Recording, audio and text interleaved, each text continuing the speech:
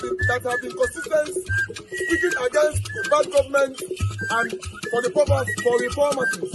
Niger what yo?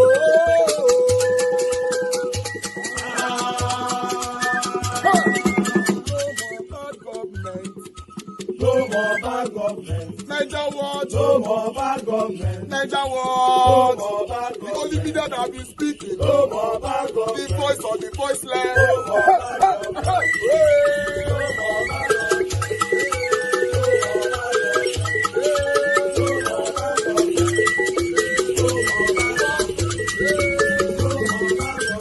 Niger what? No more bad government. For the poor. No more bad government. Niger what? No more bad government. Niger what be here? No more bad government. No more bad government. No more bad government. In Nigeria. No more bad government. No more bad government. No more bad government. The only media. No more bad government. The number one media in Nigeria. No more bad government. That have been speaking against government. No more bad government. Niger what? No more bad government.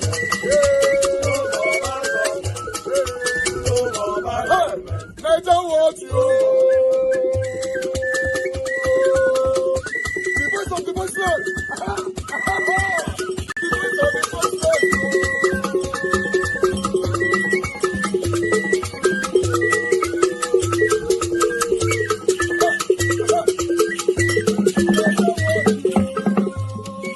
Voice for the voiceless. Voice for the voiceless. Niger what? Voice for the voiceless. Niger watch media. The only media that have been speaking against bad government. Being consistency since 1944. Voice for the voiceless. Voice for the voiceless. Umuwame. Voice for the voiceless. Umuwame. Voice for the voiceless. Voice for the voiceless. Voice for the voiceless. Voice for the voiceless. Voice for the voiceless. Voice for the voiceless. Niger watch you. We have been seeing all you guys have been doing, and we recommending to everyone in Nigeria, saying that you guys are the number one. Niger what you.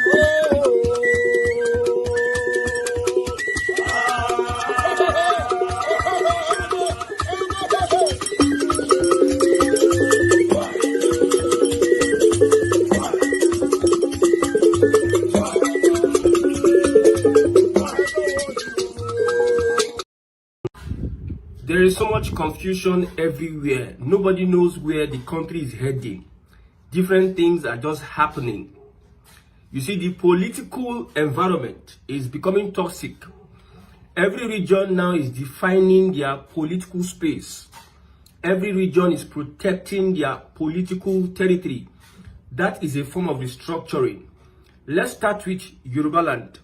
Now, the Yorubas are saying that if you are going to become a politician, or a governor, or hold any public office in Yoruba land. When you say Yoruba land, they don't like you using the word southwest because there's belief that Ishekiris in Delta State are Yorubas, those in Kogi are Yorubas, those also in Kwara, they are also Yoruba. So Yoruba land. So if you have a Yoruba nation today, you are not going to say southwest will move out of Nigeria. They will accommodate all those communities, those Yoruba communities in other parts of the country. So defining the political space, the political agenda of the Yorubas. Now, anything that has to do with any outside or external influence, they are willing to cut it off. Most of the time, they see Igbo as a threat to their political ambition, their political environment in Yoruba land. So the dynamics are changing. Political involvement in Yoruba land is changing. You must be able to speak Yoruba. You must profess your allegiance to Yoruba traditions. You must show workings. You must not align with any outsider most of the time. This Yoruba Ronu movement, they see two people as their enemies. They see the Fulani as their enemies and they see the Igbos as their enemies. They believe that these guys are a threat to their future, the future of the Yoruba people politically. We know what the Fulani had done in the past. That's how you see they claimed Fulani, Kwara State. And also the allegation reported of Nnamdi Azikiwe trying to invade the southwest political space. Most Yorubas believe that the Igbos want to come and hijack the political whatever of the Southwest. But everybody is defining their political boundaries in Nigeria today. That is a form of restructuring. I like what Tinubu is doing. He's planting seed of discord. People no longer want to partner politically. You see, since the days of Buhari, we're having activists, civil society organizations coming out to organize protests. But since APC got into power, these activists, which are largely headed by the Southwest, the Yorubas, have probably just gone into extinction, or they are choosing their battles. They are choosing when to protest. We heard that there was a protest today. I was even saying, are we sure there's a protest? I remember now it is the Showore-led protest that we're having in Nigeria today. Controlled opposition. So Yoruba land, they are defining their future. They don't want interference. They don't want what happened between Awolowo and Zeke to repeat itself. What about the Northerners? There's so much confusion. The Northern political class, so much confusion. Alignment, realignment, and unalignment. President Bola Ahmed Tinubu has succeeded in putting confusion amongst these Northern politicians. Under APC, he gives some power. He gives some position against others. This is a rival to a Northern politician, becomes a rival to his brother, who is also a Northerner, because of political power and because of his personal pecuniary interests. Under Tinubu's administration, we see that we have two emir of Kano. You see the politics that is being played. So the Southwest is defining or redefining their politics. They don't want the Igbos to get involved in politics anywhere in the Southwest. And they are solidifying their base. You see, Labour Party is seen as an Igbo party. Labour Party is seen as a party that, which is not totally true, but however, perception, people have different perception. You will not force people to change their perception of you. You see, we have so many people thinking and reading meaning to so many things, but we understand the real truth.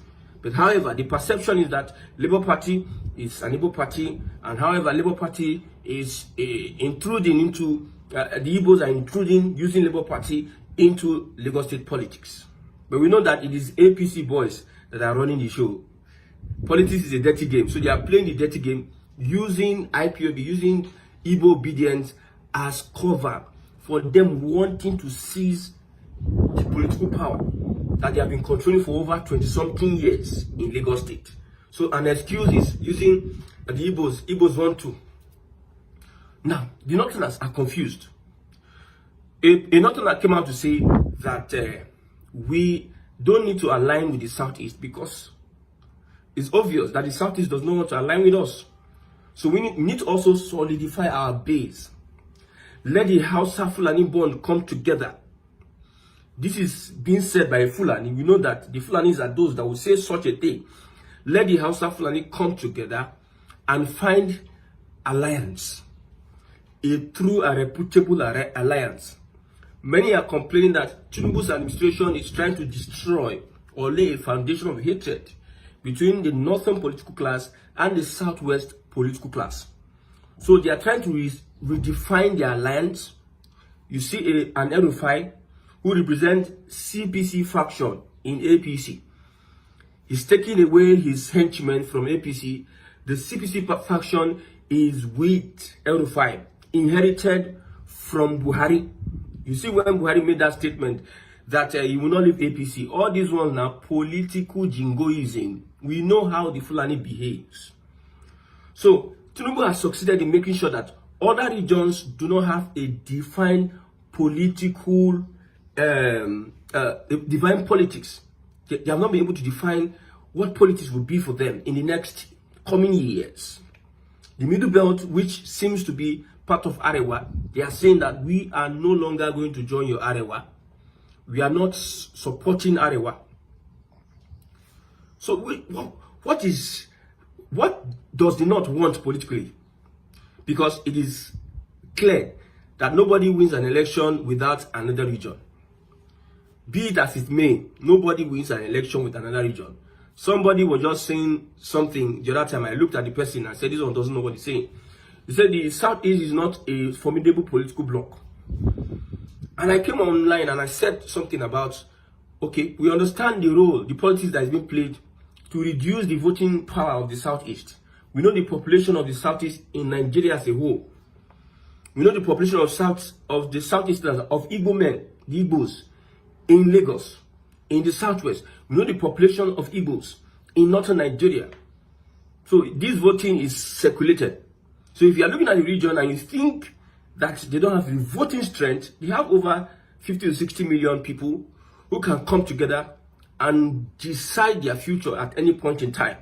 So you don't say, because, you know, the other time during the election, at certain places, they carried their voters' card to go and give them in their house. But at certain places that people were so interested, coming out in their numbers, in their thousands, they just put 1 or 2 INEC officials, intentionally slowing down the process so that most people will not get voters' card. They will reduce the voting strength of these particular people, whether in the Southwest or whatever. We understand the policies that is being played against an Igbo man. Now, in the Southeast, what is the defined political structure in the Southeast? Political environment. What is our agenda politically? Look at Benjamin Kalu. He's saying that abolish state of origin. Abolish, so Fulani can come from Sahel and come into the Southeast and become a governor. Yes, we understand you are supporting one Nigeria. But the reality is that you are repeating history. You are repeating mistakes your leaders make. I don't know, some of these leaders, Igbo leaders, they call them Igbo leaders, and they say they are this or that. When they get into power, they start misbehaving at a certain proportion. They start doing things that is uncalled for, is untold. Sometimes I don't understand. Look at Alex Otti, abolish state of origin. However, other regions are not looking at that area. They're not looking at whether abolishing whatever. They are focused on solidifying their political base, protecting their political future from intruders. While you're exposing yourself, you have not solidified your history as Igbo people,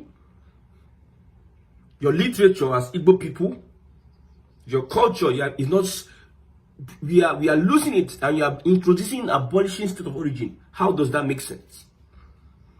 So it is the Yoruba people that I see that are defining their politics. The South is people. Very few people want to own Nigeria. Very many people want out of Nigeria. Some want regionalism. Me, I want regionalism and restructuring, because this current system does not work. And I know restructuring will lead to, if we have resource control, it will lead to regionalism, and it'll be easier for regionalism to have balkanization of the country. That is what I stand for. But you see, we are so confused in the country today. Even the Tinubu administration, the Trump tariff is hitting heavy blow on our economy. They have dealt our economy a deadly blow. Oil prices have reduced. OPEC, Organization of Petroleum Exporting Countries, oil price don't come down. And if oil price come down, it is less revenue for the government. Now, the budget, if we are drawing our budget, we are preparing our budget, what do? We use the current benchmark, oil benchmark, to prepare our budget. For instance, if it is 65, whatever, we now say, okay, every day we produce 1 million barrels. 1 million barrels, and how much is a barrel? So amount, we times it. Let's say a barrel is 100 naira. 100 naira times 1 million is 100 million. 100 million times 30 days is 300 million. So at least in a month, we'll have 300 million. In a year, we have 360 million, something around something around that, 360 million. That is in a year. Dear Tinubu, I may be very, very young compared to your age, but I have a few understanding about life. And one of such understanding is understanding of power. And I know that power is like a man that is climaxing and has ejaculated. And after ejaculating, most men will feel, so what? But power is like a state of being when you want to get that feeling of ejaculation. That is what power is. You want to do anything. You will say anything. Do anything a woman tells you just to get that feeling. But when you get the ejaculation, most men will ask, so what? That is the point. And after the ejaculation, between man and woman, darling, did you enjoy it? Yes. Did you enjoy it too? Yes. When you know you are lying, all that you're interested is that you have fulfilled your desire of wanting to ejaculate. Now, this video is not about ejaculation. It's about what power means and what does it mean to you. Yes, you said you wanted to be president. That's a beautiful thing. I'm a lover of people with ambition, positive ambition. Now you have become the president. 2 years into the presidency. What I don't know is if you are still ejaculating or you have ejaculated and you are asking the question, so what? Now what? Now, one thing with political ejaculation is that most political ejaculation don't want to come to the point of ejaculation. They want to keep pumping. If possible, pump forever. But life is not like that. I like to borrow a popular saying from the Hausa-speaking region that says, Komi dunia me karewani. That's everything in this life must come to an end. There's nothing that doesn't come to an end. And most politicians always think they will live forever. That's why you have the president of Cameroon, even in his sorry state, wants to be president. So, I am not against anybody's ambition. But where your ambition only favors you and its sectors of the population, then I'm concerned. I feel this is the only medium I can use to talk to you. That's why I ask, if you have finished ejaculating and you are asking the question, so what? Because that's the only time now I can talk to you. People are buying. Maybe you don't know what is buying, but perhaps you will know what it means to be unalive. People are unaliving. People are losing their lives. I don't know if Nigeria, we are so populous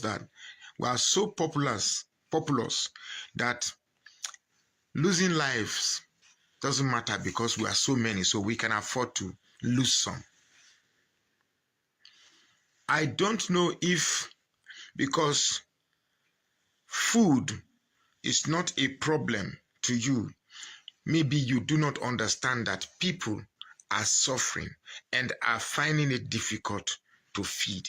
I don't know if you understand that our universities and polytechnics are graduating thousands of graduates without places to employ them or an enabling environment for these graduates to even employ themselves.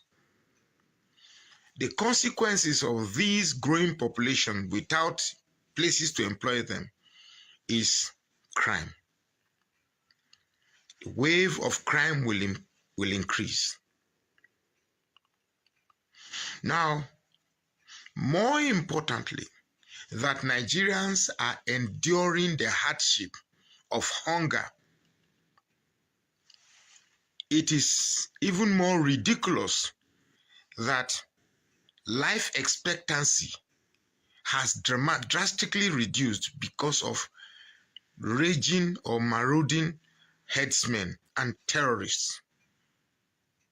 When you said you wanted to be president, is it that you didn't have these challenges in mind and an approach that will ameliorate these challenges?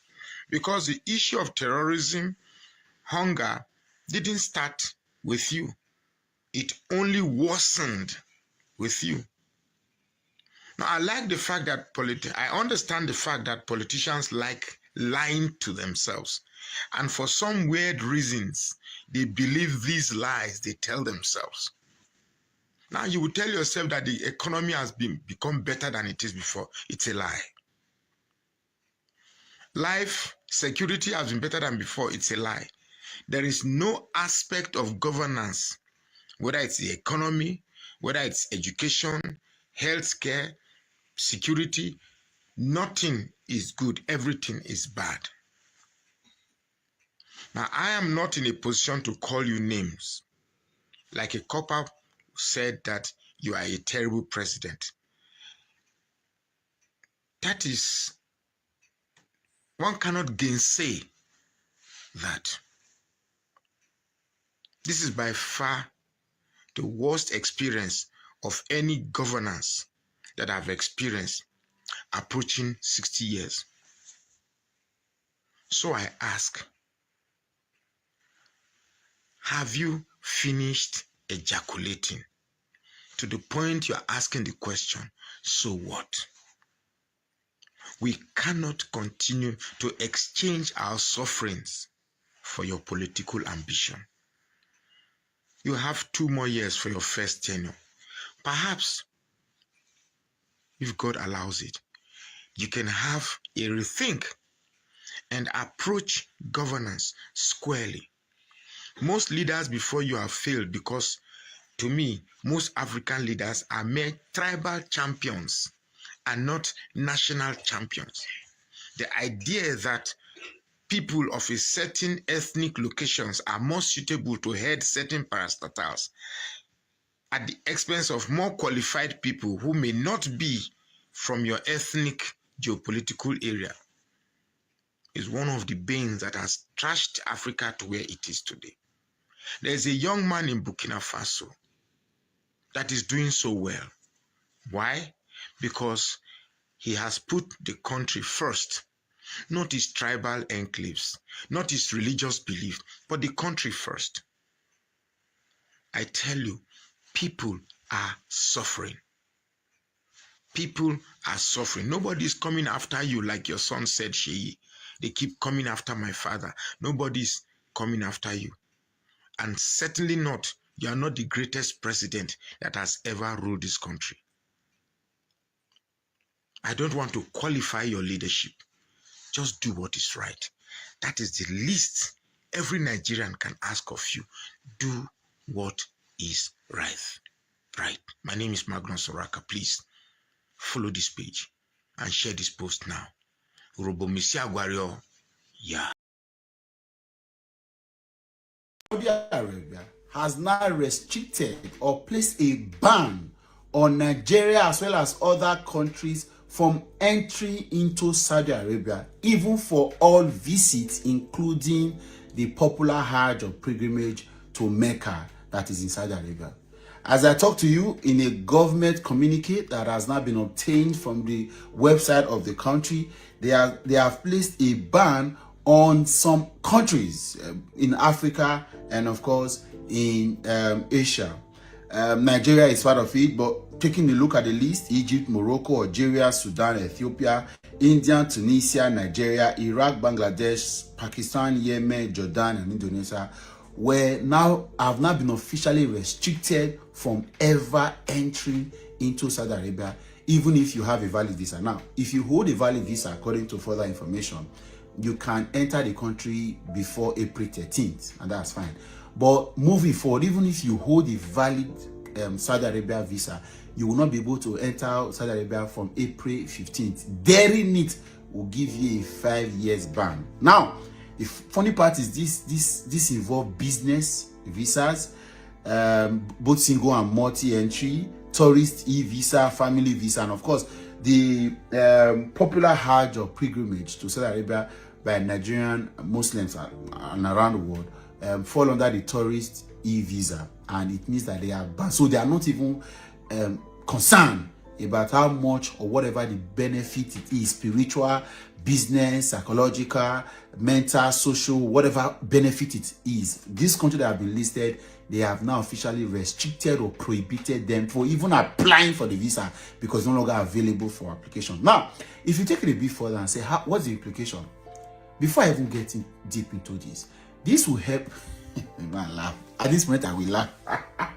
You see, this devaluing of the Nigerian passport, of the Nigerian state, of the Nigerian citizen is going on. This breakfast is going on.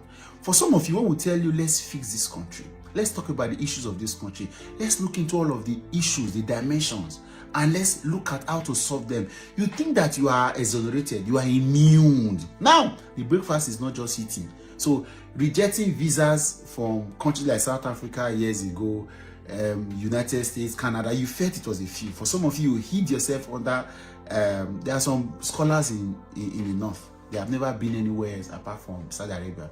They hold sway. Some of them go there every year.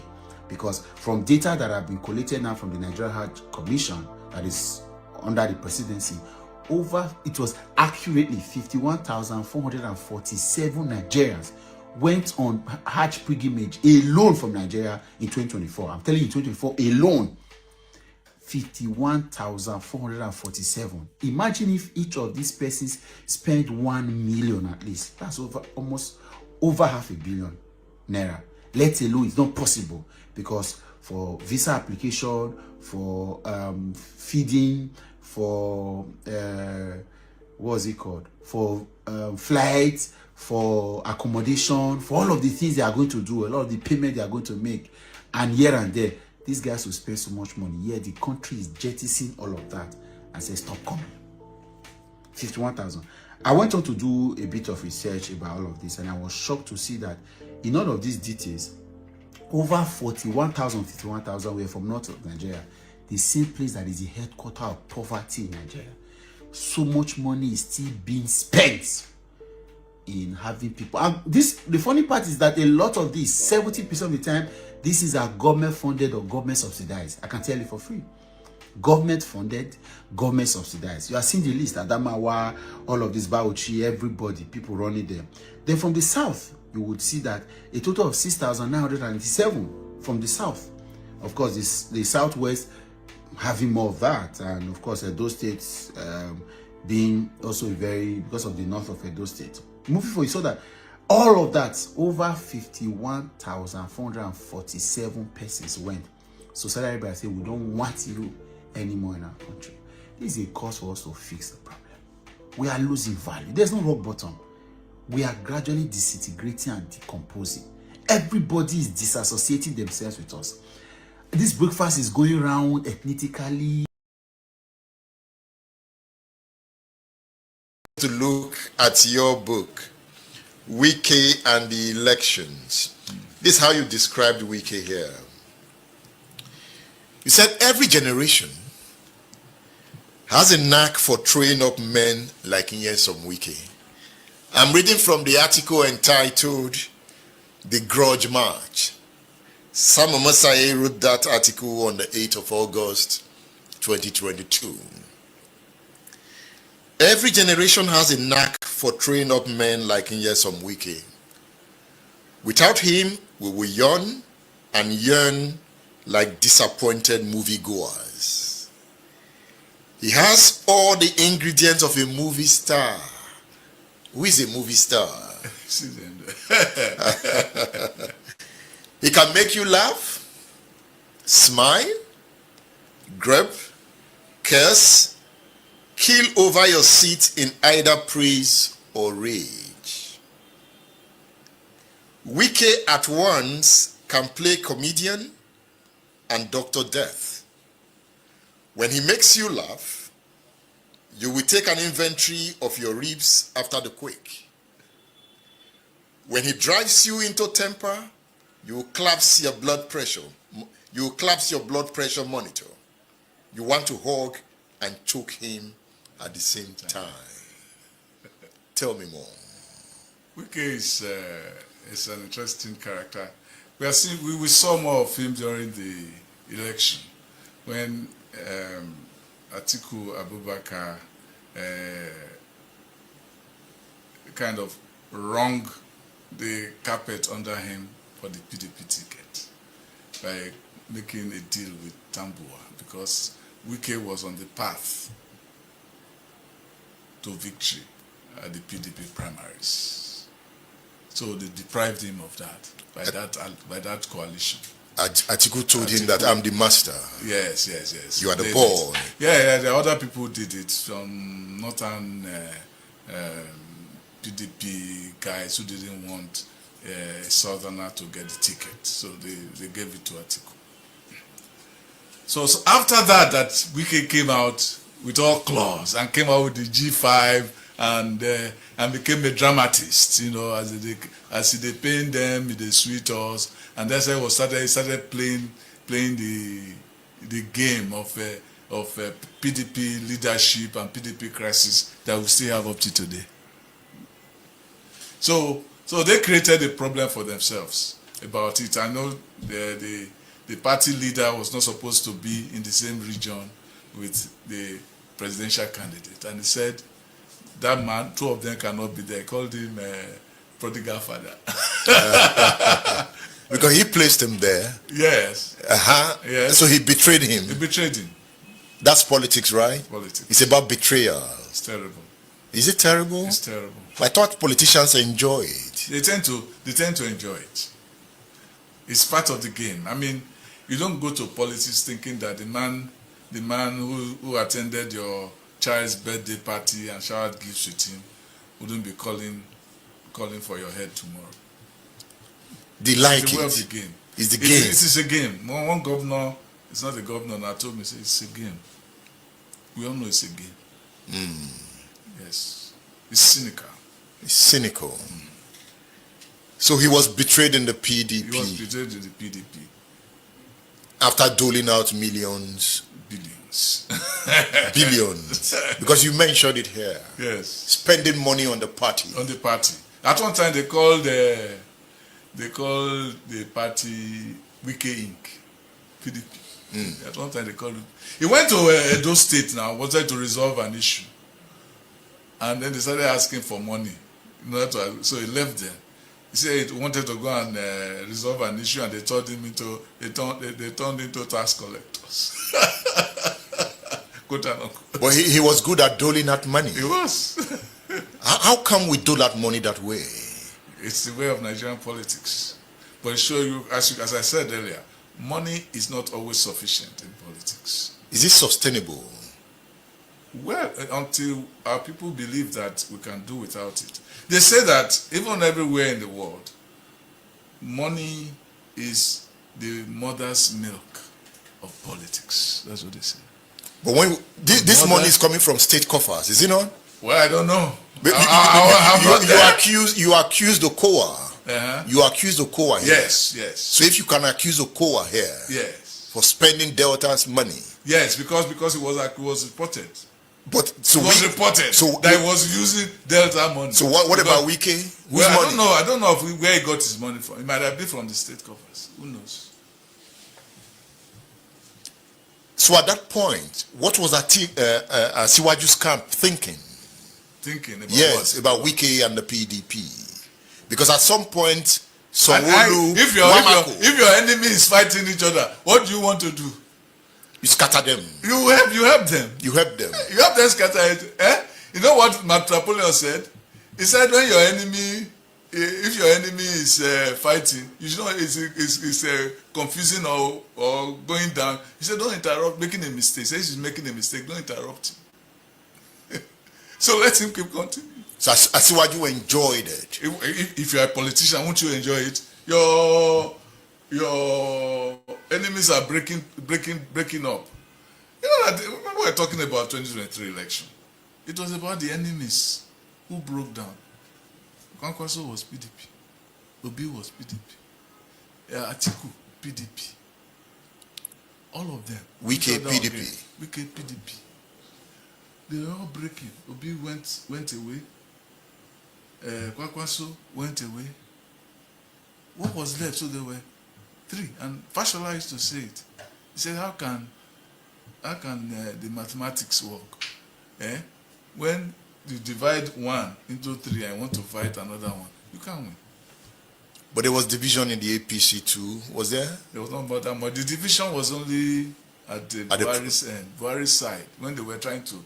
In fact, the biggest enemy to Asiwaju during the election, which nobody anticipated, was even APC. They tried to make sure that people didn't have fuel. They problematized the access to money so that people could not get food, so that nobody would vote for the party in power, to alienate people in power, to alienate the people from the party in power so as to endanger Tinubu's chances. That is why Tinubu yelled in Abeokuta. Yes, he yelled. Yes. Abeokuta was like that center stage for Tinubu to vent his anger at different times. Yes. One time it was a Milokon. A Milokon was a way of saying, a Milokon in Yoruba means it's my turn. You know what it's saying? Is that, look, I've worked for you people. It's my turn. When it's my turn, why don't you give it to me? The Buhari came crying. Yes. Say, the first time he cried. Second time he cried. Second time he cried. A 4th time he even cried on the television. And when I came... Olule. Say the first time, Olule. The second time, Olule. The 3rd time, Olule. The 4th time, was the time he won. He said he even cried on television. What was running through his mind at it's that like, time? Look, you know, there's a ballad, the ballad of St. Andrew. Said, I'm struck and wounded. I lay me down and rest a while, but I arise and fight again. He was fighting. He was fighting. He didn't care whose oars was God. I'm already in the battle gear. He can be a warrior, right? He's a warrior. At that point, he declared war. A man who beat, you know who he beat? He beat the media. He beat the church. He beat his president. He beat his party hierarchy. He defeated the military, some people in the military who wanted the story of Lagos. When it is told about how Obi won, they will tell you the role some military officers played in Lagos. What role? I won't come into that because some of them are still confidential. He beat some of them. He beat all of this and he won. Did he rig the election? He didn't rig the election. If he rigged the election, how could he rig the election when the man whom the electoral officer was reporting to was not Tinubu but the president? Was Beavers manipulated?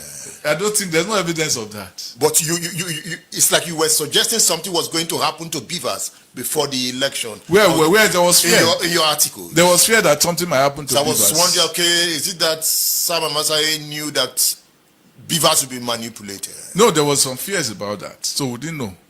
Nobody knew until it happened. But it was manipulated. No, nobody knew. There was no evidence. Beavers was manipulated. Where's your evidence? Beavers was manipulated. Where was the evidence? The sheets were manipulated. I remember when some obedient wanted to do online voting. They wanted to start counting from state to state and from state to state and from county to county. So they were bringing their votes. When they got to a particular extent, they discovered that the numbers did not count, it did not add up. They stopped. But you know, Beavers did not work. It collapsed. INEC did not rely on it, despite assuring Nigeria. What did they rely on? Did INEC rely on They beavers? relied on Did beavers. they- Beavers worked, only that they didn't get it to the screen, the final screen. But Why? But the numbers were in every. Why did they get The numbers were in every polling booth, and the lawyers of Atiku and Obi, they all had all of this. They had access to all of this. They are all hypocrites. They are hypocrites. They know the truth. And the truth did not set them free. No, but I know what Jesus Christ said. He said even if they see light, they will run away from light. They will go to darkness. That's what he told the Pharisees. He was able to bring Wike to support him, right? Yes. How did he do it? Well, he didn't have to bring Wike to support him. Wike had to support. Wike was already in the doghouse in his own party, so he came to the light of the other party. And today is the minister of the FCT. Minister of FCT. That is his compensation, right? Yeah, that's politics. And he's there, stoking fire in the PDP. Well, On behalf of Asiwaju, right? what do you expect him to do? To start to make PDP fine? Asiwaju is telling him, keep Well, burning. I wasn't there when I don't know about that. Whether Asiwaju told him anything. But it's in the PDP, it's in the APC government, Yes. stoking fire in the PDP. Very The president interesting must story. be enjoying it. If we are the one, won't you enjoy it? Your enemies are stalking. Eh? Will Wike bring PDP down? Let's time will tell. Have they started preparation for 2027? Yeah, I'm not sure. You're not sure? I don't know. You know, once an election is over, people start. The thing with the 2027 election, 2023 election, is that people started looking at 2027 immediately after 2023 Supreme Court judgment. They did not even give this government any time to sit down, and they already started thinking about them. Look at Atiku going to his vomit to meet Obasanjo. Is it his vomit? He went to greet his boss. His boss. Did you read my column this week? No, I've not read your column When this week. when I said that this same Atiku, Obasanjo set up an administrative panel after he took him to court and lost. The court case was to take the immunity from Atiku. He lost that case. Then what did he do? He set up an administrative panel that came out with a report to ban Atiku for 6 years. It was Asiwaju that saved him by taking the matter to. Labour Party, forward ever. Let me acknowledge the National Secretary of the party, Deputy Chairman, and indeed all other National Executive members who are present in today's NEC meeting. Let me acknowledge our State Chairman and our secretaries who are present here today. Let me also acknowledge other invited members. I want to also acknowledge the gentlemen of the press who have been waiting for quite some time. The NEC meeting of today, no doubt, is historic. It's historic, and having got members to adopt the motion for the NEC meeting to hold, I now want to put the question properly. Those in support say aye. Aye. Those against say nay. The ayes have it.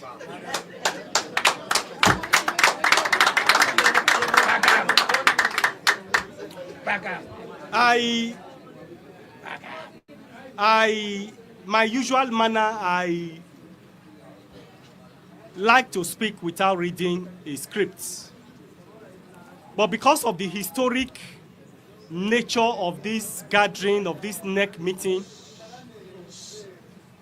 and because of the volume of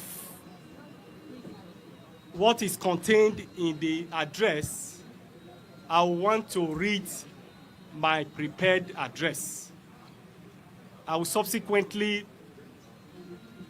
have to summarize where it's necessary and then also expatiate where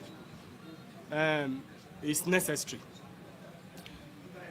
And thereafter, we will excuse the press for like 10-15 minutes for us to quickly adopt the resolution. After reading my speech, you excuse us for 5-10 minutes or 15 minutes.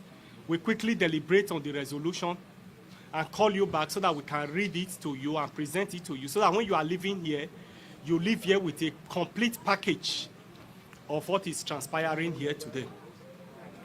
Addressed by Barrister Julius Abure, National Chairman of Labour Party, to the National Executive Council meeting of Labour Party held today, the 7th of April, 2025.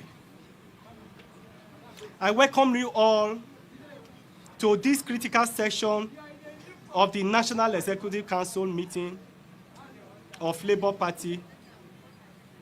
Recent events and developments within the party, particularly the aftermath of the Supreme Court pronouncement on the leadership matter, have necessitated this gathering. It is imperative that we, as the stewards of Labour Party, offer clarity and reaffirm our collective resolve to uphold the sanctity of our Constitution, the unity of our structures, and the integrity of the leadership of this party. Let me begin by extending our profound appreciation to the Supreme Court of Nigeria for its courageous and principled stance in affirming the supremacy of political parties in managing their internal affairs.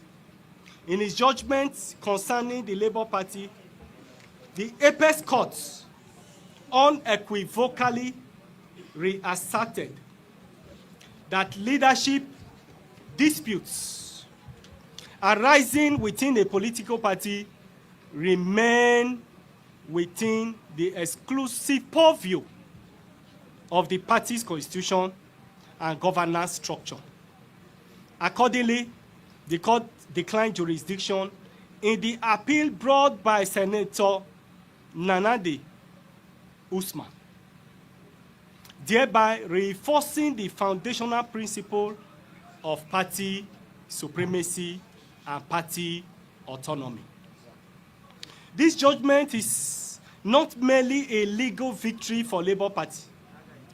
It is a significant affirmation of democratic tenets and a milestone for institutional development in Nigeria's political landscape.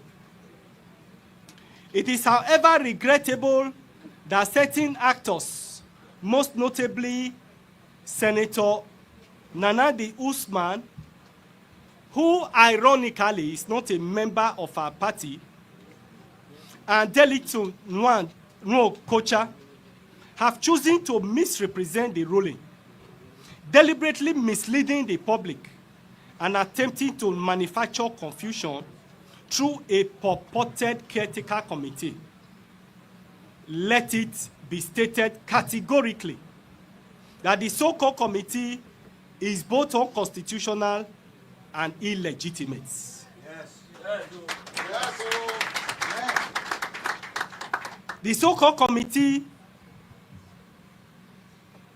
those who convened the meeting in Umuahia, lack the legal authority to do so.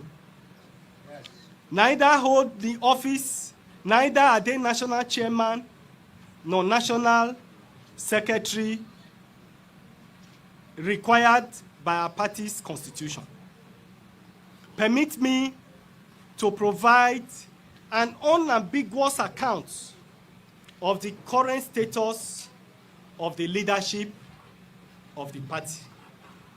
The Labour Party held a valid national convention in 2019, whose tenure was constitutionally due to end in July 2023.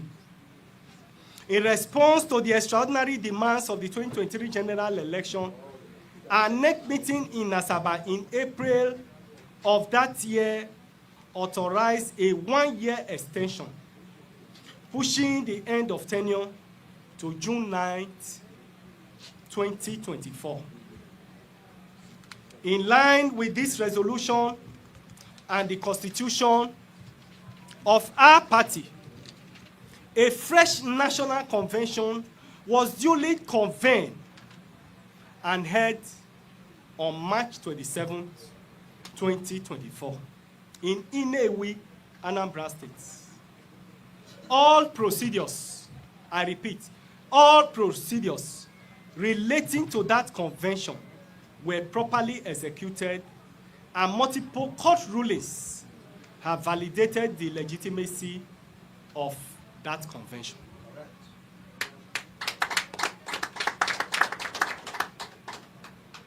Our constitution, specifically Article 12 and Article 14 of the amended 2024 edition of our constitution, as well as our constitution 2019, even our constitution of 2009, are all unanimous and clear,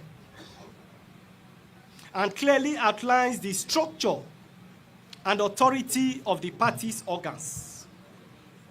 Article 14 vests the power to issue notices for meeting of National Convention, the NEC, and the National Working Committee in the National Secretary, but only with the consultation and approval of the National Chairman. All proper procedures were followed in convening of the March 2024 convention, and the action taken were both constitutional and widely endorsed. Let it be known across the Federation and beyond, and I repeat, let it be known within the Federation and beyond, that there is no vacuum in the leadership of Labour Party.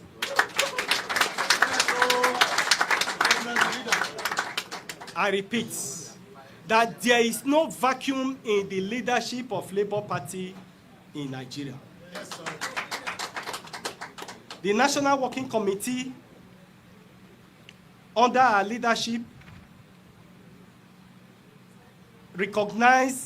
is the recognized leadership of the party.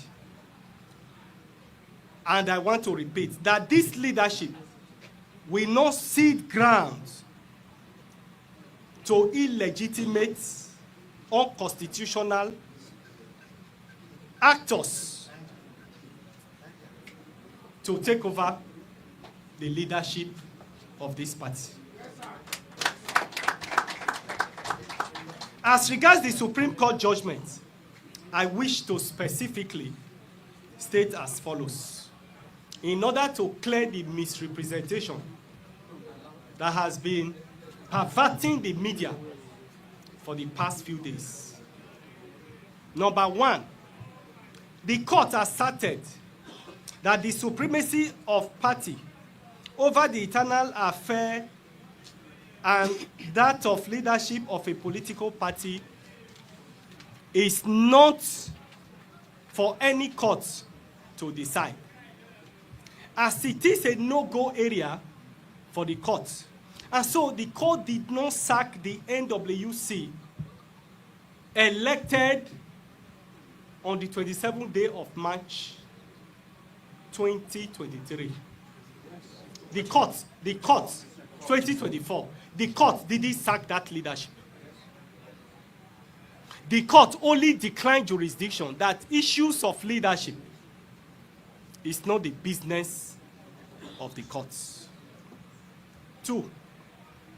The apex court did not set aside the decision of the court below, which is the Court of Appeal, in appeal number ABJ 1172 2024 between Labour Party and Chief Ebisheni and one others, decided on the 13th of November 2024, because that appeal was not before the Supreme Court. There was no notice of appeal. There was no brief of argument on that case. There was no settlement of records. There were no appellant brief, and therefore that matter was not before the Supreme Court. In any event, the matter is civil statute barred because it's a pre-election matter which has since come up, and the time to even appeal to the Supreme Court has lapsed.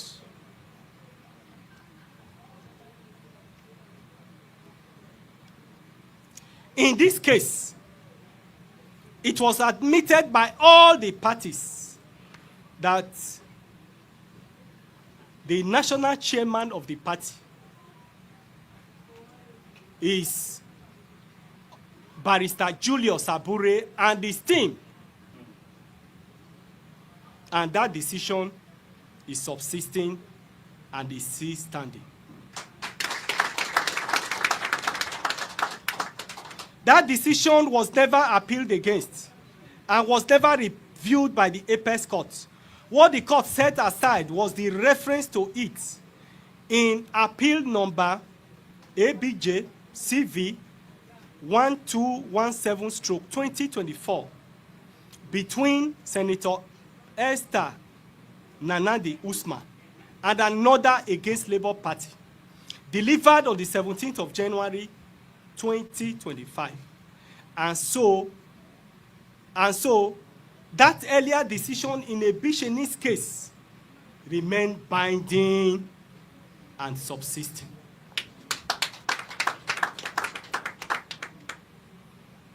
Number 3, the apex court also admonished political parties to adhere to provisions of their constitutions and the extant laws, especially with regards to the specified tenure of office and for elected officer of any political party to step down at the end of their tenure for fresh elections.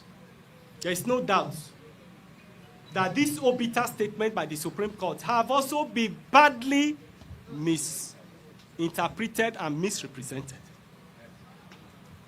This is precisely what the leadership of the party did on the 27th of March 2024. We realized that our tenure was to expire in June 2023. And in March 2023, in March 2024, a valid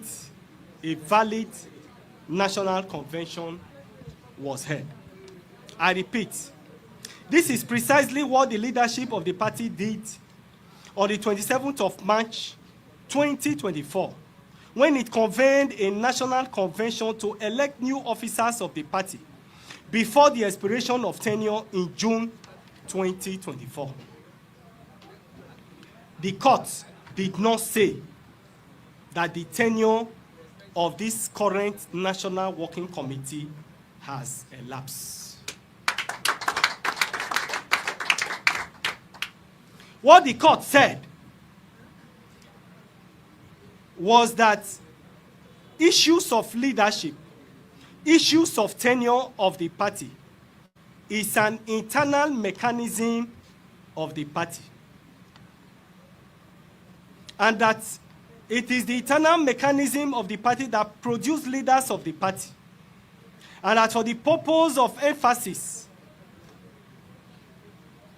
we want to state clearly that before the expiration of the tenure of the current NWC, new officers were elected.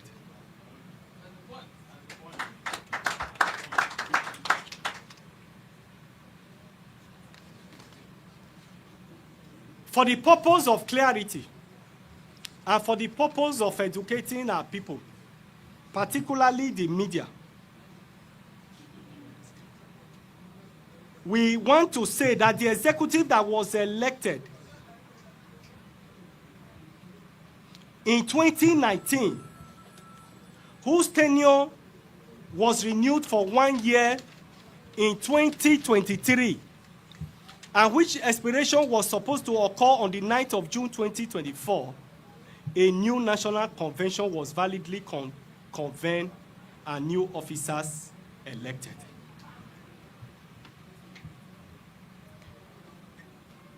We must therefore say that the purported Labour Party so-called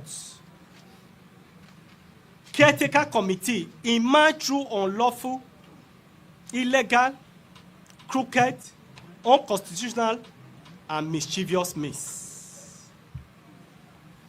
This was also deposed to by INEC affidavit, INEC counter affidavit, in suit number Abure State 212/24 in the High Court of Abure. That meeting, I must say, no notice was given to INEC for the meeting called by stakeholders, and that meeting was never monitored by INEC. Also, by Article 14(4)(b) of the Labour Party Constitution, the National Secretary shall cause to be issued notices of meeting with the approval of National Chairman before any legitimate meeting can be called.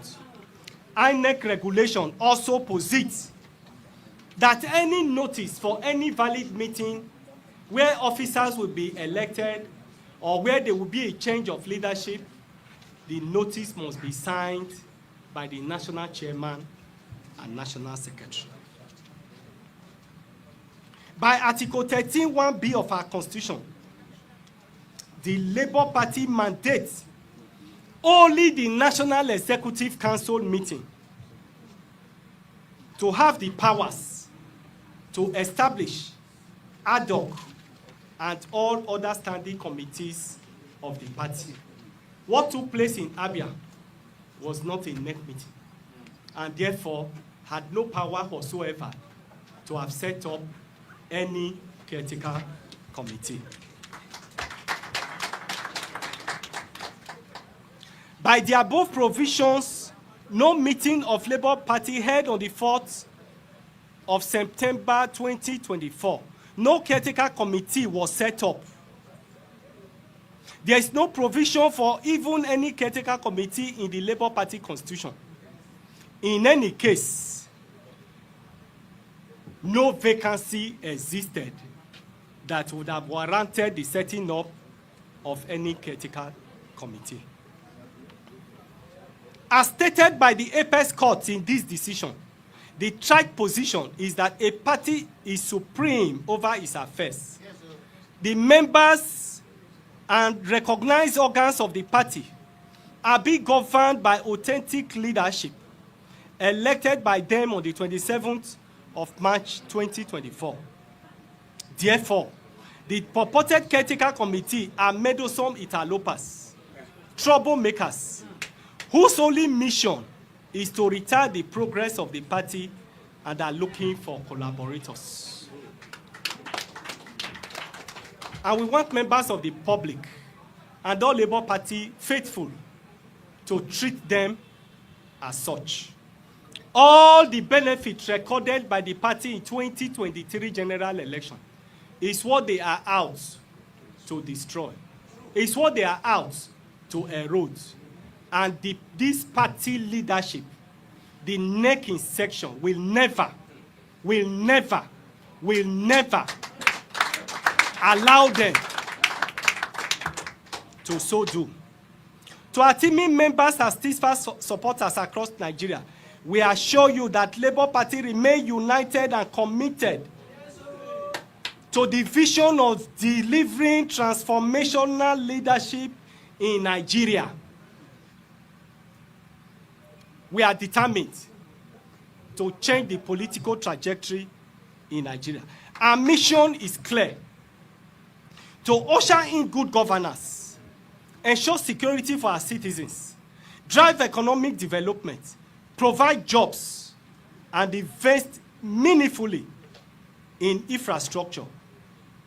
Should Nigerians entrust us with power, we are prepared to lead with integrity and give purposeful leadership to the country. On a related note, I extend our faithful support and solidarity to our candidate in Anambra State, Chief Judge Moghalu, who emerged in the most transparent, the most freest, and the most transparent primaries ever held in the history of Nigeria. And I want to congratulate Chief Moghalu. I believe that he will represent the values, the vision, the mission, the program, the ideology, and the program of Labour Party. If it pleases the people of Anambra State to entrust us with their mandates, we are confident in his capacity, and we shall campaign with him vigorously as is in our tradition. You will agree with me that if we give our ticket to any person, through thick and thin, we will follow the person. We don't betray our candidates, even where they turn around to betray us, even where they treat us unfairly, even where they act in bad faith. After we have favored them, they want to throw us out of office. We will not look at them and begin to fight our candidates.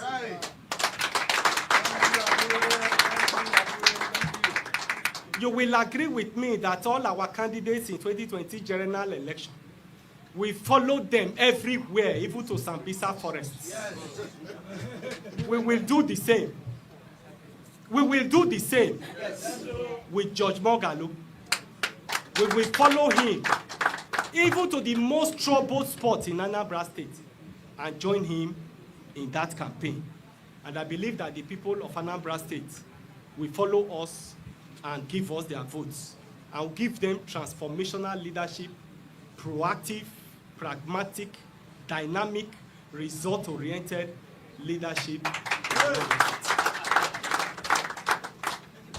Finally, to all institutions, agencies, and citizens who may have received misleading narrative about the Labour Party, we urge you to rely on the facts presented here today. Every other thing you have heard is counterfeit. Every other news you have heard is fake. And of course, they say fake news travel far more than good news. The good news is what you are hearing today. And I want all Nigerians, all party faithful, to take this as the true account of what has happened. And I'm sure that Nigerians should have known them by now, that every information they carry is fake, and that we have always come to offer clarifications. And I believe that Nigerians by now should be wary of them and take their information with a pinch of salt. However, in any case, we are expecting the certified true copy of the judgments. And I want to assure you that Labour Party under this leadership will be the first to share with the public the certified true copy of that judgment, because it will be the icing of the breaking news. That is where you will have the breaking news. So I want to appeal to you that you should wait. By the time we want NEC members to quickly look at the resolution, and then we come and present it to you, because that NEC would have made a far-reaching decision. And so we want to pause. Wrangling within the Labour Party has taken another dimension as the battle for the control of the party took a fresh twist. The Julius Abure leadership invited a team of policemen and private operatives to mount surveillance at the entrance of the party's headquarters in Abuja following a report of a planned invasion. The party's National Secretary, Umar Ibrahim, raised the alarm that the Nigerian Labour Congress NLC and the Nyenadi Usman-led National Caretaker Committee of the party were mobilizing their members and some hired thugs to invade the secretariat. The spokesman of the Usman-led Caretaker Committee, Tony Akeni, however, dismissed the allegation, describing the action of the Abure-led group as a case of the guilty taken to his heels, even when no one was chasing after him. The Supreme Court judgment would set aside the decision of the Court of Appeal in Abuja, which earlier recognized Abure's leadership has failed to lay to rest the struggle for the control of the party. Okay, GKB, I mean, what is going on in the Labour Party? And also, why is it that the NLC they want to attack the National Secretariat of the NLC technically... Or should we say allegedly want to attack the the NLC technically is the mother of the Labour Party. Technically. They basically own it. Okay. So going down. But we all know the anomaly that occurred during the 2023 elections that led to a lot of people coming into the Labour Party, basically to hijack it. More or less like what they are trying to do to the SDP right now. So we get the logic. But I thought that Supreme Court had laid to rest any kind of thing like that. But you and I know, as the Supreme Court, you and I know that Abure and his team have been in office and that has raised their profile. That it's not going to be easy to let go. So ultimately that will happen. But for now, we expect certain resistance. Again, like the university will say, even if you cut off the head of a cock for the next 3, 4, 5 seconds, to still be moving around, gesticulating until the team finally gets to it. So I think ultimately things will go back to the pre-Taubi entry into Labour Party as a volume that we are working about. You talked about the Supreme Court has laid to rest the leadership dispute. There's been different interpretations too. That's why I ask again, do you think the Supreme Court has actually rested or put to bed the leadership dispute? What the other party was asking the court to settle that who really is the leader of the party. Yes. Supreme Court has done that. There's no way to interpret it. It's clear as day. So, but we know Nigerians, we know who we are. That will take the Supreme Court. For example, look at what happened in Edo when the judgment was given for the governor. And people were going about reinterpreting an interpretation. You see, we are who we are, to be honest. We always play this game. But you and I know that in a week or two, reason will prevail. Reason will prevail. Go back to all right, BK, let's look at what the Abia State Governor said, Alex Otti, appealing to the factions of the Labour Party not to kill the party. Well, what do you make of it? I have spoken about this matter so many times. Before it got to this point, the moment they took Abure to court, accusing him of fraud, forgery, and all that, from within their party, forged nomination forms and all that, I knew his days were numbered. If Abure calls a convention of the party today, the key men in the party will stay away. Who are the key men? They have only one governor. You will not see the governor there. You will not see Peter Obi there. You will not see the obedient group there. Basically, the Nyenadi Usman group? The Nyenadi Usman is not even who I'm talking about. No, okay. I'm talking about the major stakeholders. The National Assembly members, okay. The party, the big people in the party. It's like they just called Nyenadi Usman to say, oh, yeah, come on. She wasn't originally a member of their party. So the heavy hitters have abandoned Abure. And that position that the INEC took to say Abure's term had expired. Okay. It's very significant because INEC is like the arbiter. And if INEC says your time has expired, it's significant. Don't forget, even the election-based whatever that he organized, INEC did not supervise it. Yeah. So which is a way of saying INEC believes that this person shouldn't still be parading himself as. So if he organizes a national convention or whatever, we will not go. We will not go. So now the mainstream labor has moved out of Abure's camp. They are now, that's the transitional group that Nenadi Usman is leading. Heads. And if they call a meeting now, you see the kind of people. And labor sees itself as a very integral, very strong part of this group of Labour Party. And Labour has been trying to hijack the party from Abure. That was why there was a picketing that they did the other day, you know, where people were beaten and all that. So I think they fear, Abure and co harbor that fear that they may come back again to picket the place and forcibly, in the aftermath of this judgment, take control of the headquarters. So this is where they are in Labour Party. The obedience group, they are now with Abure, and they are very many. They are very many. So I don't know if I were Abure, as I had advised him a long time ago, just you've had your day in the sun. You were not originally the chairman of the party. The national chairman died. You stepped into that position. You led the party to an election where the party did very well. Leave when the ovation is loudest. True. I agree with that. Look, at this point, just let it go. Just let it go. Just let it go. I agree with Governor Otti that is it. Because, look, without all those people behind you, how do you...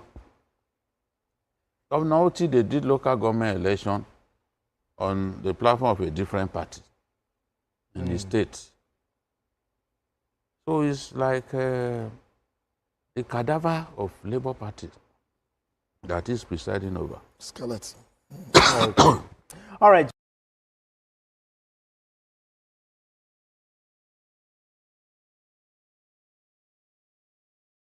In Nigeria, the Nigerian police force has warned organizers of a planned nationwide protest scheduled for today, April 7th, to shelve the protest, describing it as ill-timed and mischievous. The police believe the protest is a deliberate attempt to tarnish their image and that of the nation, especially with international dignitaries present for the National Police Day celebration.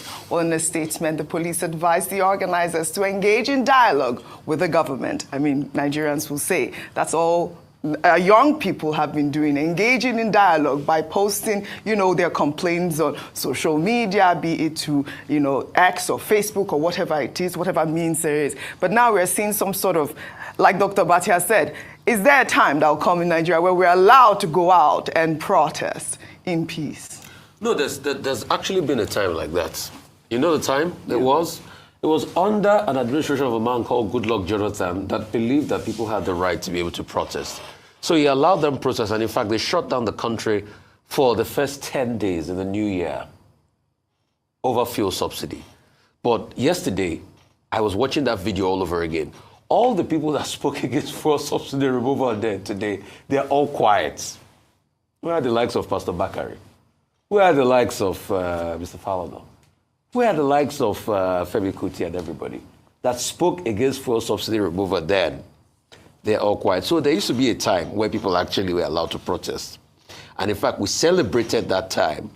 In fact, we all supported those that are there now because, they had the right to move around the street. But what do we have today? Anytime you come out and protest is repression. They infiltrate the protest and they say you caused the problem. They beat people up. They kill people during the protest. And that's not what should be the case. I'm hearing some unconfirmed reports that there was a little skirmish between the police and some protesters in Rivers this morning, but I cannot independently confirm. It was just a message sent across like a newspaper clipping. But it speaks volumes. Please, the police force should not come and tell us stories and rhetorics. What you are supposed to do is to provide security for protesters. It is a fundamental human right, a right to be able to express yourself. And you don't even need to get a police permit. That was settled in the Supreme Court ruling. You remember what happened? Mm-hmm. President Buhari then was a candidate. He went to Kanu, and there was a protest, and the people were hurt. People were tear-gassed. It was said that that event led to the death of Chuba Akadibu, who was his running mate. And they went all the way to court. Went all the way to court with them, and they said you don't even need to get a permit. So there's a constitutional provision. Mm-hmm. But as regards Trump and Musk, I concur with Chimamanda. Oji, it will last forever. We will touch the green grass of home once again. The ray of sunlight, the golden ray of sunlight, will inundate our bodies once again, and we'll all be excited. Because I have never seen an hegemon last forever. Where is Hitler today? Where is McCarthy today? Where is Genghis Khan today? We can go on and on and on. They will come and they will go, because that's the way of life. So it might look very bleak and dark today, but hegemons will not last forever. Oligarchy will not last forever, even if it takes a lot of years. Where is Ceausescu today? Where are those people? It didn't last. Right. At some point, no matter how long it might look in people's eyes, it will not last. And this is Project 2025 playing out again by the Heritage Foundation. That's what Trump is doing. That's what he's leaving with his phony economists, not backed up by any facts. Because if it was backed up by facts, he will know that based on economic history, when McKinley in 1890 did his tariff, they lost in the midterm. Right. That's why Ted Cruz is telling them, watch it, you might have a big bloodbath in the midterm if you don't reverse all of this. Well, but this hegemony will not last forever. All right. Rufai. We'll take another story now. The Nigerian Correctional Service, Bayelsa State Command, has refuted allegations of illegally detaining 15 former domestic staff of former First Lady Patient Jonathan at the Okaka Correctional or Custodial Center since 2019. Reports claim the workers were detained over the alleged theft of valuables worth 200 million naira and face multiple charges, including conspiracy to commit murder and burglary. Well, in a statement on Sunday, the Custodial Center's spokesperson dismissed the claims as unfounded and aimed at tarnishing the service's image. The spokesperson emphasized that the inmates have been treated humanely and that their fundamental rights have been respected, adding that they were remanded with valid court warrants. Vimbai, I'm coming to you on this story. We've seen this story circulate on social media. I believe that the human rights organization Tech for Justice say that they have tried to secure the release of the defendants on bail, but their efforts have been unsuccessful. They say the Bayelsa State Judiciary is giving into pressure from influential individuals close to the former First Lady. While a legal associate of the group also mentioned that the matter has been adjourned over 40 times between 2019 and 2025. I mean, this is the sort of stories that we see. I mean, their case is not unique, I would say, because we have seen, stories unfolding whether or not, these people have been remanded in jail without trial, or their cases are being moved from left to right. Some people spend years in detention without, having to go through their case. I'd like your assessment on this story. It's all fair and fine to come up with a statement to say that they're being treated in a humane way and so forth, but we all know the conditions in our prisons at the moment, or rather custodial centers, detention centers.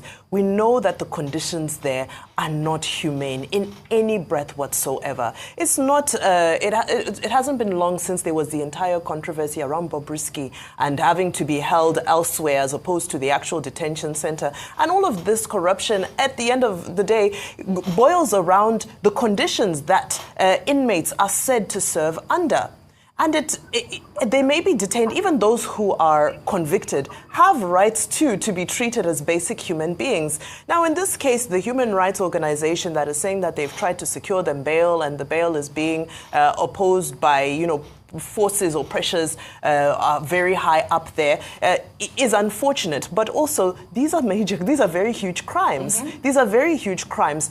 So what we would advocate for is the speedy conclusion of the trial. They can't be held for 2019 to 2025, 6 years, without a conclusion of the trial. And like you said, this is just one case. Yes. We need to look deeper into the judiciary. Thousands of cases outstanding. And yes, the judiciary does try to do their best to get through all of them, but we've often advocated for digitizing the process. We've advocated for so many other ways to try and just declog the system, because people who are not yet convicted are now suffering recurringly under these conditions. So very unfortunate to hear about this. Let them be tried. Let there be a conviction. Moving on for this very quickly, though, before we move on, let me touch on the police releasing the statement to say that the protests would tarnish their image as they host people during National Police Day, which I think is such an unfortunate wasted opportunity, because what better show of the professionality of your police force could there be than to allow people to be out on the streets and to show the world that, guess what, Nigeria police force actually knows how to maintain law and order in situations where the masses are coming out to the streets to express exercising their freedom of expression. So the mindset already shows you that there's something wrong in the system. Yes. How could you say that a protest is a disgrace? There's nothing disgraceful of. People protest about all manner of things all the time, and it shouldn't be used as a measure of their branding, if I may call it that. However, the measure of their professionalism, the branding of the police force, is their ability to respect people's rights and ensure that protests do not break down in any way. Well said, by Dr. Abate. I wanted a quick comment on these aides that were detained. According to reports, some of the charges include jewelry theft, intent to commit murder, and all whatnot. I mean, what do you make of that? Well, the right to own property is a constitutional right. And, whether it's movable property or immovable property, the Constitution of Nigeria does not say that any other person has the right to steal your property.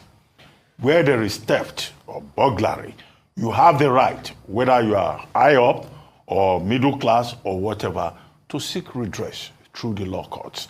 I've given that preface because I see that some of the commentators are saying Dame Patience Jonathan has detained people. She has no powers to detain anybody, but she has rights under the law to report anybody who steals her things to the authorities. So, there are a lot of media commentary, bordering on sheer ignorance and mischief. Now, in this particular case, there was burglary, there was theft of her jewelry, television sets, sofa, and she reported to the police. And those persons were apprehended. The justice administration system has a process. If those persons have been in detention for the past 6 years, it is wrong. It is unjust, it is unfair to them, because what is being done also is a violation of their rights under sections 35 and 36 of the 1999 Constitution, because they are entitled to fair trial.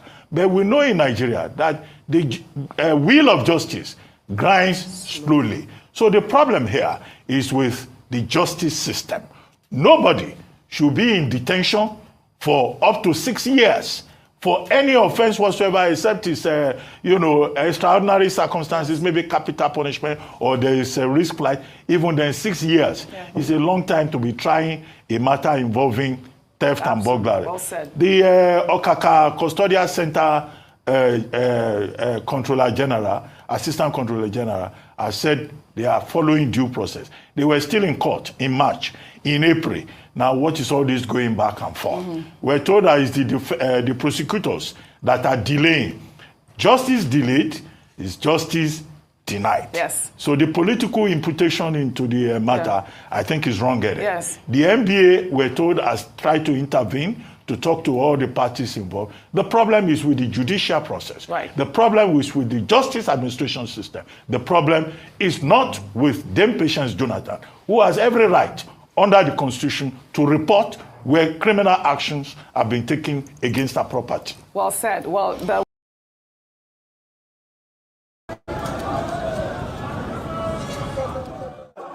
But what we want to say is that we are not invading the Lagos House of Assembly. We want to stay in front of the Lagos House of Assembly and ask people we voted for to come and address us. We want to send them to the National Assembly over the Cybercrime Act. So, Mr. Tijani, you cannot prevent us from accessing our democracy. Allow us to access our democracy. Don't constitute state Mr. Tijani is saying that he is helping to prevent us from democracy. That he does not like democracy.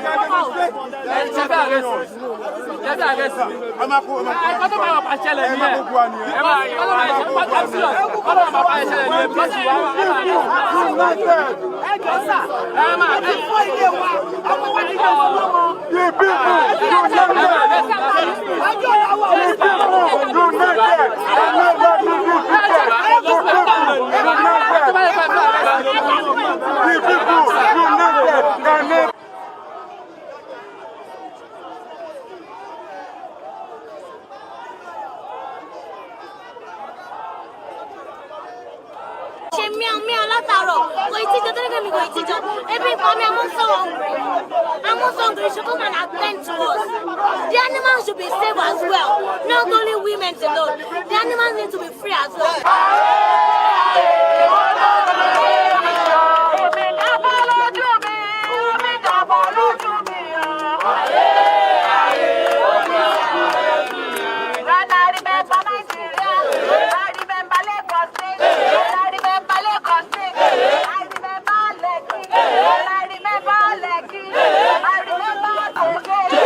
In Nigeria, by the way, all you need is secondary school certificate. Yet, your basic salary is 2.5 million naira per month. Furniture allowance is 7.4 million per month. Who changes furniture every month? Newspaper allowance. Nobody is reading newspaper, by the way. But they still get 1.2 million naira per month to buy newspaper. And then they have wardrobe allowance, 621,000 every month. Recess allowance is 248,000 every month. It is different from leave allowance. What does that even mean? Another 248,000 per month. On top of that, they have accommodation allowance, 4.9 million every month. Is any one of them paying rent, sending me rent? Yes, they are getting 4.9 million for accommodation every month. They have utilities allowance, 828,000 every month. Entertainment, 828,000 every month. And we're also paying for their personal assistant to 621,000 every month. And then they get vehicle maintenance allowance, 1.8 million. By the way, they also get 9.9 million every month to buy new vehicle. If they are buying new vehicles every month, should we also be paying another 1.1 million to maintain their vehicle? New vehicle. By the way, they are also getting severance gratuity, 1.8 million. And as if they have not insulted our intelligence enough, these lawmakers are also getting hardship allowance, 1.2 million naira every month.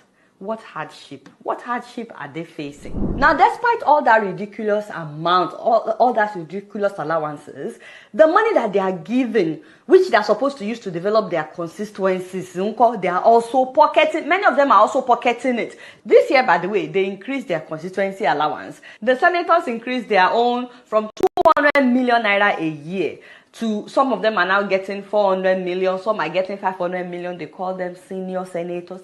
And many of them are still pocketing this money that is meant for the development of their constituencies. So as if their own personal allowances are not enough. How can you not see that this is evil? Nigerians, by the way, you need to stop praying against those old women in your village, because these government officials are the real witches and wizards. And we've not talked about all the allowances that the ministers are getting, the governors are getting, the president, the vice president. We just found out that the president, the vice president, and the first lady have spent 8.6 billion, not million, billion naira just on traveling, local and foreign travels between January and March of this year. Alhaji Tinubu, is this what you had in mind when you said Emilo come? Also, we found out that 30 governors in Nigeria have spent 968 billion, again not million, billion, on refreshment in the first quarter of this year alone. The people that put them in office are getting paid 30,000 naira a month, and they're okay with that. Oh yeah, okay, Jagba, where is my slippers? Don't beg me, darling. This Abure, you be very bad boy. You know say when person thief, when they hold am, they will take that hold am down. Since you don't have power now, president never bring any bill when this Abure, you be very bad boy. You know say when person thief, when they hold am, they will take that hold am down. Since you don't have power now, president never bring any bill when you reject. We never see one. For all the bill where they power, they follow your bill. We have not seen one. We never fish one out. Now you short person up for his own right. For no reason, Abure have the right to walk that lady out of the chamber. Everybody just quiet. The Kogi State people quiet. Then everybody, the only way Kogi State people feel do, they just mobilize themselves, say they want to remove her. Is that not wickedness? Somebody that is speaking, not only for Kogi State, is speaking for the whole Nigeria. And they surprise suppose they say he disrespect the Senate president. Malema in South Africa, when he was fighting for his own people, they know they come up person for house like that. Within how many hours? They don't raise this, they just remove her. Somebody where a community carry come, where your state voted in as a senator, and you have the right to pull them out. No, for 6 months. That's wickedness. If let's say Kogi State people don't eat the apple, when they don't eat the apple, therefore don't return this lady back. This lady not supposed to spend 1 month for outside before they return her back. Everybody is watching. Nigerian citizens are watching. Our youth are watching. You boys should come and let's talk about this matter. Anybody that is fighting for the rights of our citizens in this country, and these senators they drag her down, it's our own duty to drag that person back, to restate that person. It's our duty to make sure they restate her. Because that is our voice. She's the only person in that place talking for us. Now let she they talk for us and they remove her. We as a citizen, we thought that we are watching. Now so we want to survive this country. Or you tell me you go there.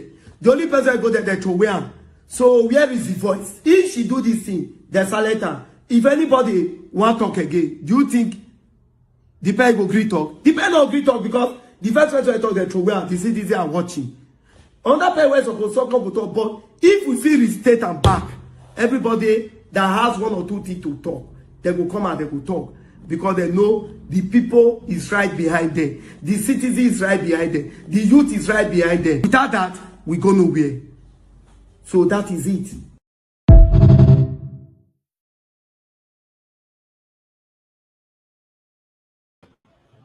All right. Good morning, good afternoon, good evening to every one of you. We don't come again. I appreciate you all, my people. Thanks for your time with us today. We took a couple of minutes there for our presentation. It happens sometimes. Yeah, I just wanted to carry everybody along at the same time. I appreciate you all, my people. Thank you very much for your time with us. Happy New Week to you all. Today is 7th April 2025. Yes, Mother of all Mommy Diaspora, thank you very much, Mommy, for your time with us every single day. I appreciate you. I love you so much. Thank you very much. Thank you, Abuazi. Thanks for all that you do. I appreciate you always. Thank you, Mike Akionbare, Mr. Johnson, Emmanuel, Jennifer, Ogie. God bless you all. Adewale, James, Babayale, Nena Ogbona in the building today. Thank you very much. God bless you. Thank you. God's grace, I can see you right there as well. Thanks for joining us today. More people already commented, but unfortunately, I can't mention all names.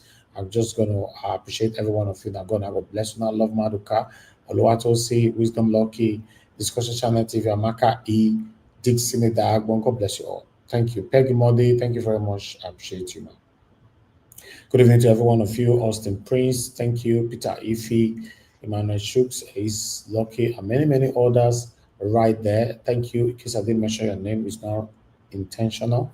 Just know, say, we cannot be reading names when we have lots of names on the comment section. I appreciate you all. All of you are encouraging me. Like I've said so many times, I can't talk about my sources without not mentioning you all.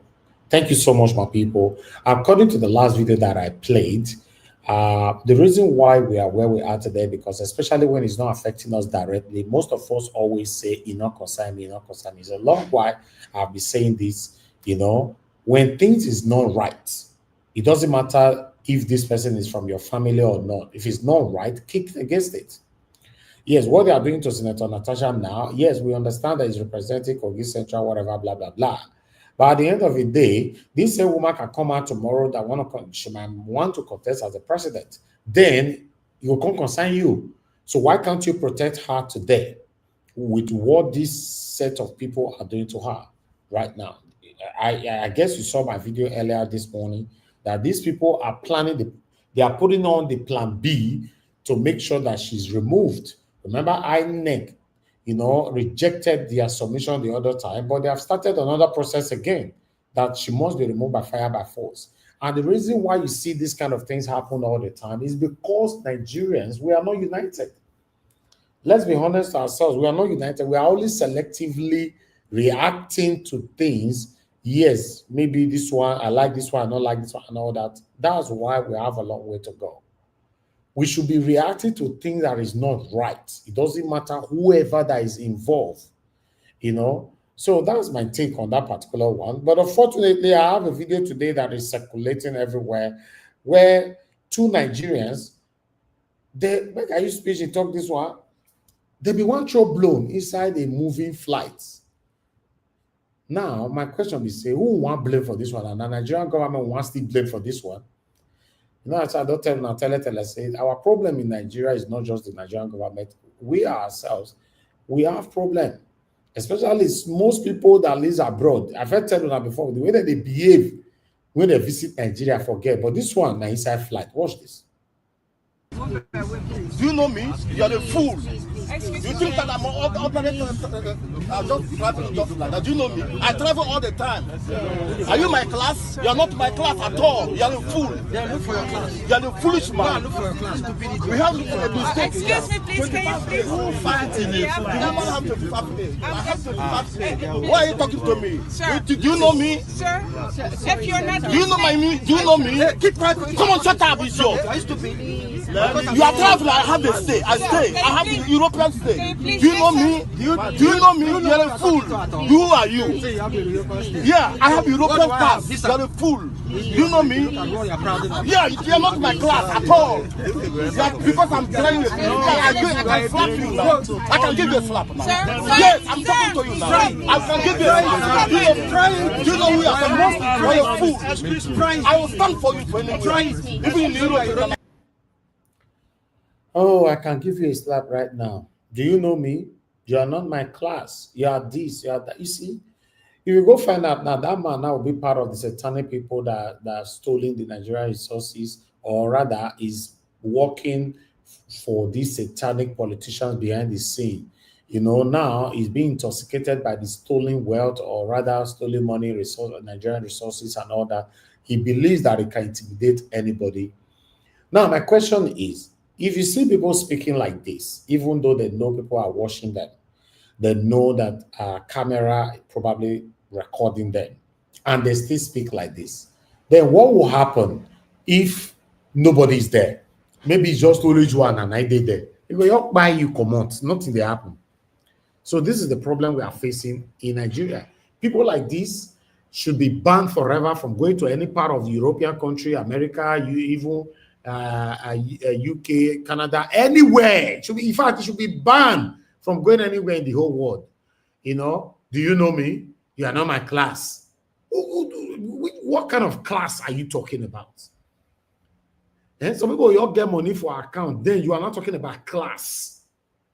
Do you know how many people in the hospital today that cannot even stand up to go to the toilet?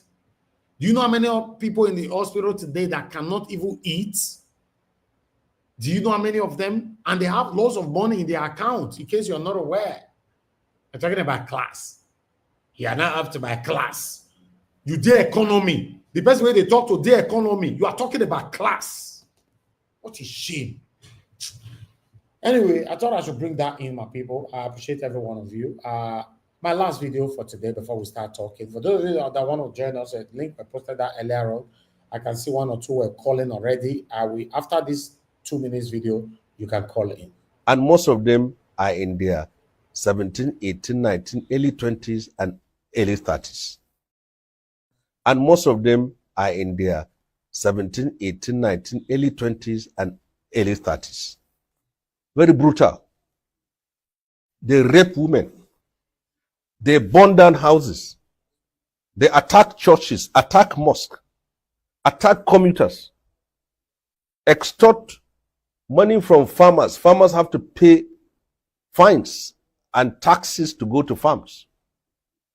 Their activities has destroyed agriculture in northern part of Nigeria. Their activities have destroyed cattle rearing in northern Nigeria. Their activities has destroyed education in northern Nigeria. Many schools are closed now. You have a duty, a responsibility as educated Fulanis, of which we are, to reach out to your people that crime does not pay. 10 to 15 years on banditry has not produced one billionaire among the bandits. It has destroyed the life of Fulani. It has even destroyed the image and reputation of Fulani people.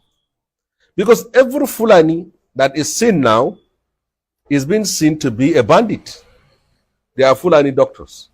They are Fulani lawyers. They are Fulani engineers. They are Fulani architects. They are Fulani professors all over Nigeria. They are Fulani businessmen. But criminality of these bandits that are mostly Fulani has destroyed the name, the image, the reputation of every Fulani man. How does that help us? How? Don't take lightly your mission. Your mission is very important. It's important for the peace, for the unity, for the progress and security of Nigeria. Northern part of Nigeria used to be one of the most peaceful parts of this country here. But you know what? If you see your face now, someone will think you're a bandit. Looking at you now, someone will think you're a bandit. Just because your ethnic group are involved in it. So I will use this opportunity to assure you of my own full support. You should go to every nook and cranny, meet your people, tell them that we don't want banditry in northern Nigeria. We don't want kidnapping in northern Nigeria. We don't want their activities that has been destroying our image, our reputation as the people in northern Nigeria. That was a very, very important message right there from Professor Shehu.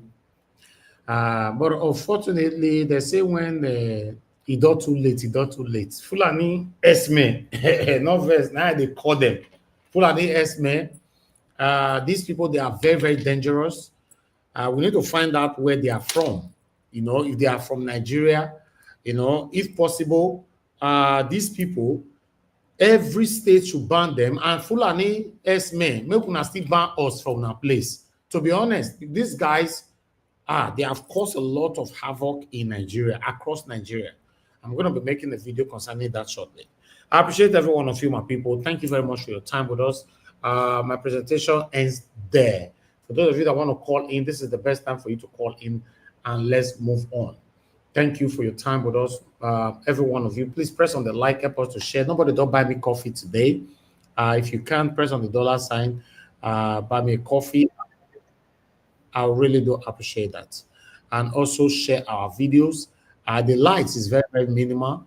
You know, if you can press on that like button, it's right there. We have only 117 like today. We have over 400 people watching us. We only have 117. It's too minimal. Okay, I appreciate all my people. Thank you so much for your time.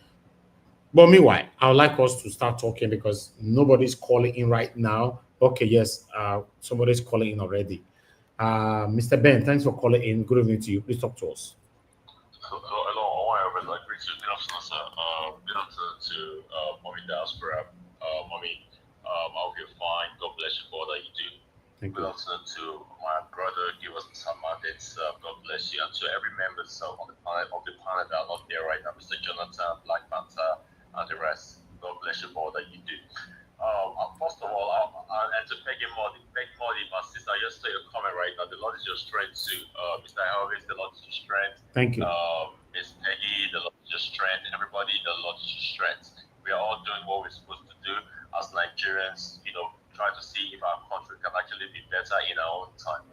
We have people back there who don't want to make Nigeria better. So they are doing everything possible to make sure Nigeria is not better because they need benefits from the bad luck of the country. So as long as Nigeria is the way it is right now, they don't give a damn. They want the status quo to remain.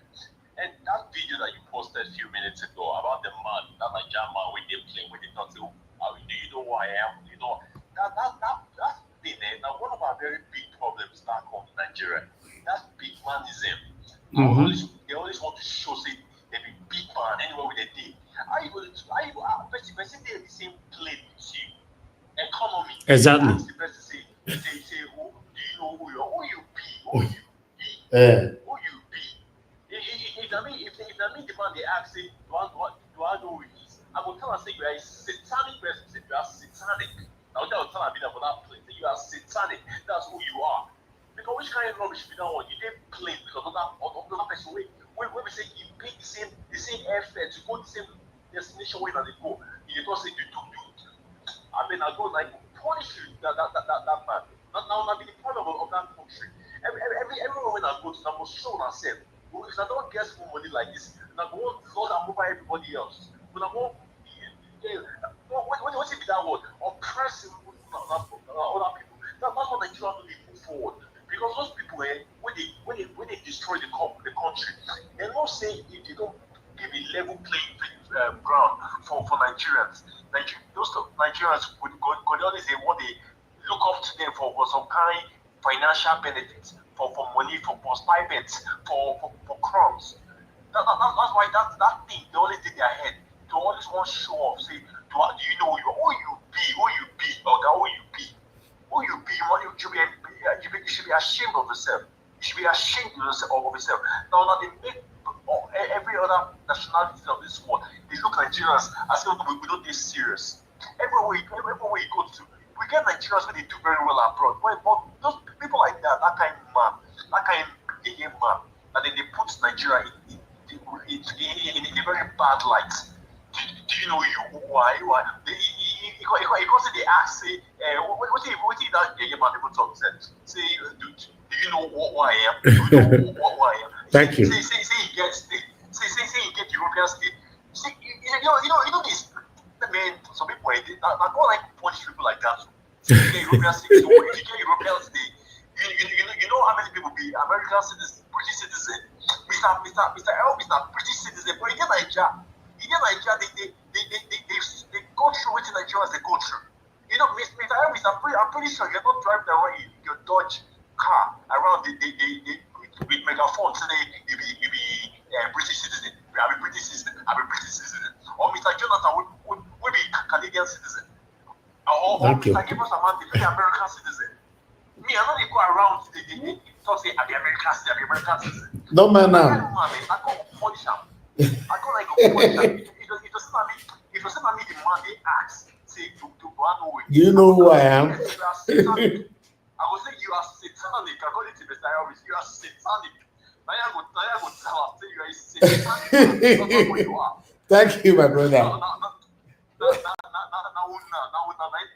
give Nigeria bad name. Those kind of people they give Nigeria bad name.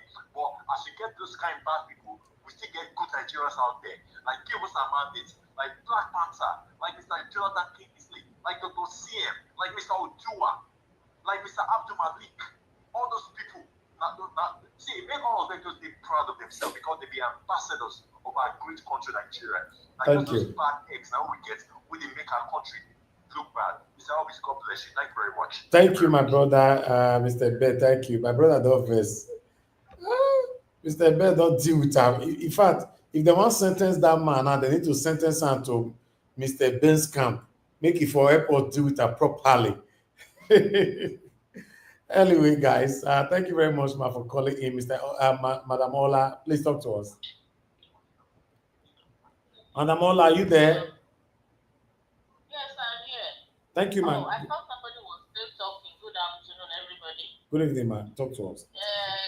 Good afternoon. How are you doing? God bless you for all you do. Good afternoon. The finalists, Mommy Diaspora, God bless you all.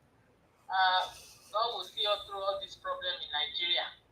I want to talk about Abure first. Anyway, let me do that last. For Shehu Sani, God bless him for speaking out and commending for all he said. And if more of him can come out and do this and start a kind of movement, maybe they will start putting a stop to all this wahala from the bandits. Regarding the man in the plane, was it in the plane? Yeah. I'm not going to say much about it because for a man to be talking like that, and he says he travels a lot and whatever, I question the level of thinking. So I'm not just going to dwell on that. But my thing is about Abure.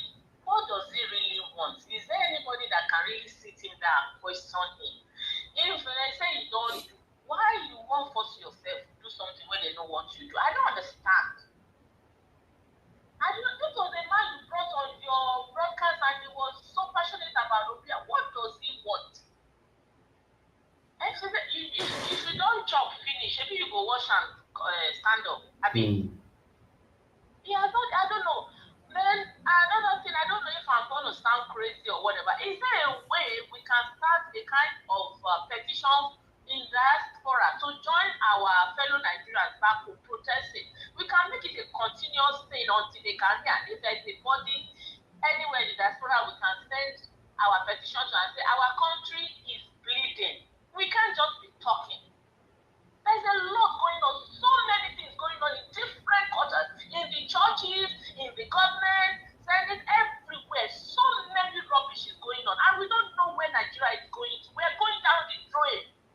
We need to do something. We can't just be talking. Can we start this kind of petition and look for a body we can present? And look at Natasha. She's going all over. She's now on the New York Times page. We can start. We can't just be talking. Talking has not helped in years, in decades. But my body is just, I don't know how I'm feeling about this country. I just told somebody today that I'm not going to go home until this man is out of there. And I don't even know who else is going to come there. Okay. We need to start doing something. We have to put action into our words. Thank you. It's enough.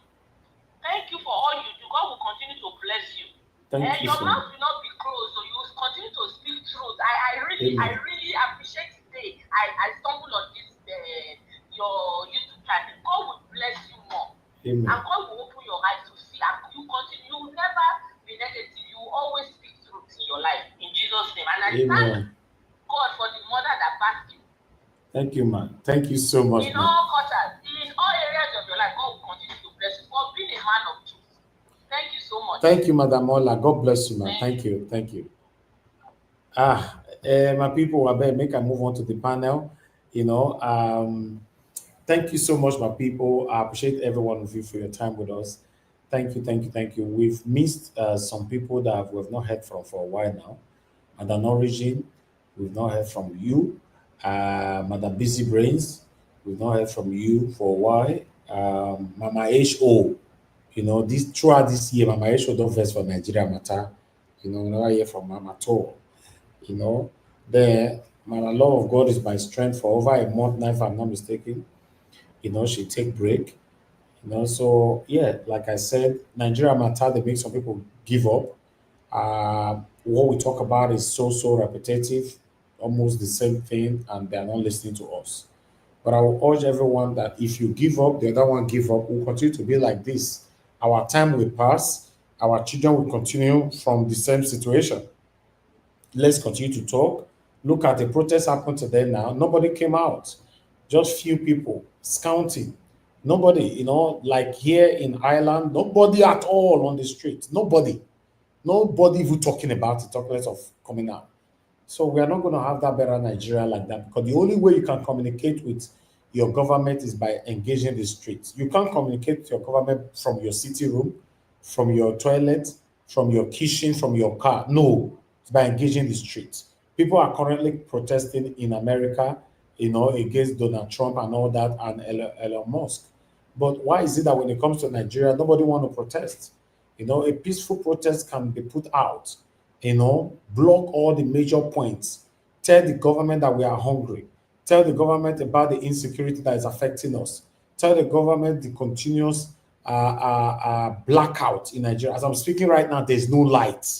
You know, I have to keep the consistency by people like you that is encouraging me, like my sister that just called in now, Madam Ola, and many of you that is encouraging me just to keep my consistency. I don't have to do what I'm doing here. I've told you guys before, if we are doing it because of money, there are better things I can do on this YouTube that will give you better money, not politics. Politics don't give you anything. Have it in mind. We're just putting ourselves out there to see, okay, how can we continue to put our voices there? Let's assume we have 50 of Nigeria Watch platform, 50 Nigerians, you know, consecrated themselves into what is affecting us in Nigeria every single day. I bet you we will have a better government. Our government will by fire, by force, listen to us. But where only one person is just talking, where some of you even say that, oh, they will talk, they will tire, everybody will continue to share from the satanic cake of suffering. That's it. That's how it is. You know, many of us coming to this panel every day, like the people with me right now, give us a Amade, Mr. Oduwa, Mr. Jonathan, they don't have to be here. Have it in mind. 95% of the people participating on my platform, both on the comment section, through by calling or joining the panel, by God's grace, we are where to do already. We don't have to do this. By God's grace, we are where to do. But we still put our voices here. My brother who called just now, Mr. Ben, not be Nigeria they call from. He can say, I don't want to talk on the what is affecting people in Nigeria. After all, I'm not there. But we're still doing this. You know, so we are encouraging more people. Don't worry, if you don't like Nigeria Watch, it's okay. It's your right not to like us. But open your own platform. They talk. Be consistent. Let's talk about what is affecting us. I even promise, even though you don't like me, I will still use your video. Do you know how many people carry my videos every day? I don't mind. Because I want, okay, you want me to go and be fighting people who carry my video, and the same me will be preaching here, oh, let our voices go far. Then somebody can carry your video now, because they say, why did he carry my? That means I'm being hypocritical. That's how it is. So don't worry, if you don't like me, don't worry. If you do better, if you pass better message through your platform, I go promote her here. You don't like me, no, you're concerned. I'm not interested. But me like you. But we need more people to be speaking. Look at the protest that happened today. Is that not disgraceful? Eh? As Nigeria had reached today, we will constantly beg you for inside your house. I beg now, come outside. Come outside, make we protest. What a shame. We are not united. We have a long way to go, my people. Good morning, good afternoon, good evening to every one of you. I appreciate you all. I'd like to quickly acknowledge Esther and Jennifer Ogie. Thank you so much for the super chat. May God bless you. May your pocket never ever run dry. I'm grateful. I'm always grateful, my people. Thank you so much. Thank you, thank you, thank you. Guys, help us to press on the like, help us to share. Let's listen to our wonderful panelists right now. The first person on the panel is Give Us a Mandate. My brother, good evening to you. Please talk to us. Good evening to you, sir. Hopefully you can hear me clearly, sir. Yes, yes, yes. Good evening to you and the panelists. I greet everyone. Hopefully everybody had a wonderful weekend. Let me just stand on the existing protocol. Thank you very much, Mr. Elvis. I do greet you and appreciate you for all that you do. God will continue to bless and strengthen you and your mom. Thank you so much. We appreciate you. On the issue of let me start on the issue of Labour Party rights. Like we said here last week, I think what we said last week is on this matter is that Supreme Court honestly is the one to be held responsible But as it is right now, I don't know if I will advise Mr. Peter Gregory Obi to continue with Labour Party. I don't know, but everybody's entitled to their own opinion. Because one thing is, you cannot deal with men like this. These are Abure just shows that he is a criminal on a larger scale. Abure and his gang, they just show that they are criminals on larger scale, because I don't really understand what they are trying to achieve. And you know what they did? Abure knew that the Senate was going to expire. And so what he's banging on now is a convention that they had in Inewi. That is what he's holding on now. That before his tenure expired, they already had a convention, and that convention elected him or installed him as the chairman of Labour Party. So everything that he's just holding on to now is that they had a convention, and that convention re-elected Abure, the criminal, as the chairman of Labour Party. So, as it's so hard for everyone to interpret that Supreme Court judgment, is a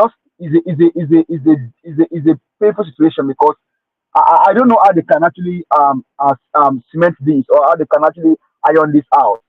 The guy is just holding on the fact that they had a convention in Inewi, and he did that intentionally, because that Inewi was held in Mr. Peter Gregory Obi's state. He knew what he was doing.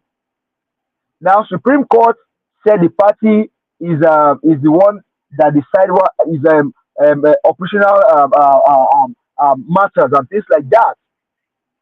So the convention has held, and Abure is being confirmed as the chairman. I don't know how this whole thing is going to play out. Now, what he now did, another thing I did that is very terrible, is that he has a 4-year term. So if we go by what they are doing, and then based on what Supreme Court said and all of that, this guy's going to be here for 4 years, because it wasn't explicitly spelled out that Abure is no longer the chairman. Before his tenure expired, he had a convention, and that convention re-elected him as the chairman of the party. As it's hard for laborers to explain, the same way it's hard for me to explain, the same way I don't know who can clarify this. But the likes of Ostoju, I think they are just trying to, I don't know the entitled to their opinion, but that's Tinubu's channels, right? They know what they are doing.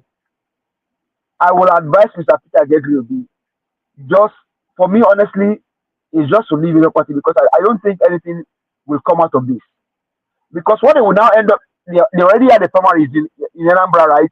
For they already have somebody in Anambra now, Abure's faction. Will the other faction also go and do their own primaries? Who will INEC recognize? I'm not sure if INEC still recognize Abure as the chairman, but anybody can clarify on that. But as it stands today, they already had a primaries for the gubernatorial election coming up in Anambra. Otti and Ninadi Usman, they'll go and have their primaries. So who will INEC recognize? We'll see how this whole thing plays. But my advice to Mr. Peter Gregory Obi is that please leave labor for them and look for another place to go and pitch your tents. Obedient women will still follow you anywhere you go, because they believe in your ideology, and they believe that you are one person that can actually kickstart the new Nigeria that we need to get to. Now, the issue of the protest, is there a need to even say that Nigerians are hungry, Mr. Elvis? Is there a need to say that Nigerians are hungry? At least somebody in the Tinubu's cabinet came out yesterday and told the Nigerians that with $1 you can eat well in Nigeria, but with $20 you cannot eat well in America. Well, I have, if you want to see the most criminal elements in Nigeria, they are in Tinubu's government. Because why? He himself is a criminal. And so he surrounds himself with also criminals. Maybe one day I can probably just stop by in a store. There's a bakery here somewhere in Grand Prairie, Texas. I can stop by there, buy bread, $3.50, and then go to another African restaurant called Chemist Kitchen. Go get chicken drumstick, under $3. That's about $6. That means with $6, I'm already eating like homemade meal. Homemade meal. Now, if you do one by one, and still you cannot put and still put one diet Pepsi on top. God bless you, sir. God bless you. God bless you. Even though I drink soda once in a year, you just get one cool. You can even get Vitamalt, one kind of Vitamalt, maybe $1.50. You seal it up. That's about $7. You have change of $13 in your pocket. $13 good in your pocket. As a matter of fact, maybe one day I will just tell him, if I'm going to go to that, okay, they are open tomorrow. I will just go to that bakery. I will just do it live. Get bread, $3.50, and then I will drive to Chemist Kitchen that is not far from there. Get chicken drumstick. They even sell stew there. You can just give me $1 stew. Just like that bread, the bread can go solo. Now, can you get such in Nigeria? No, you can never. And that's clueless.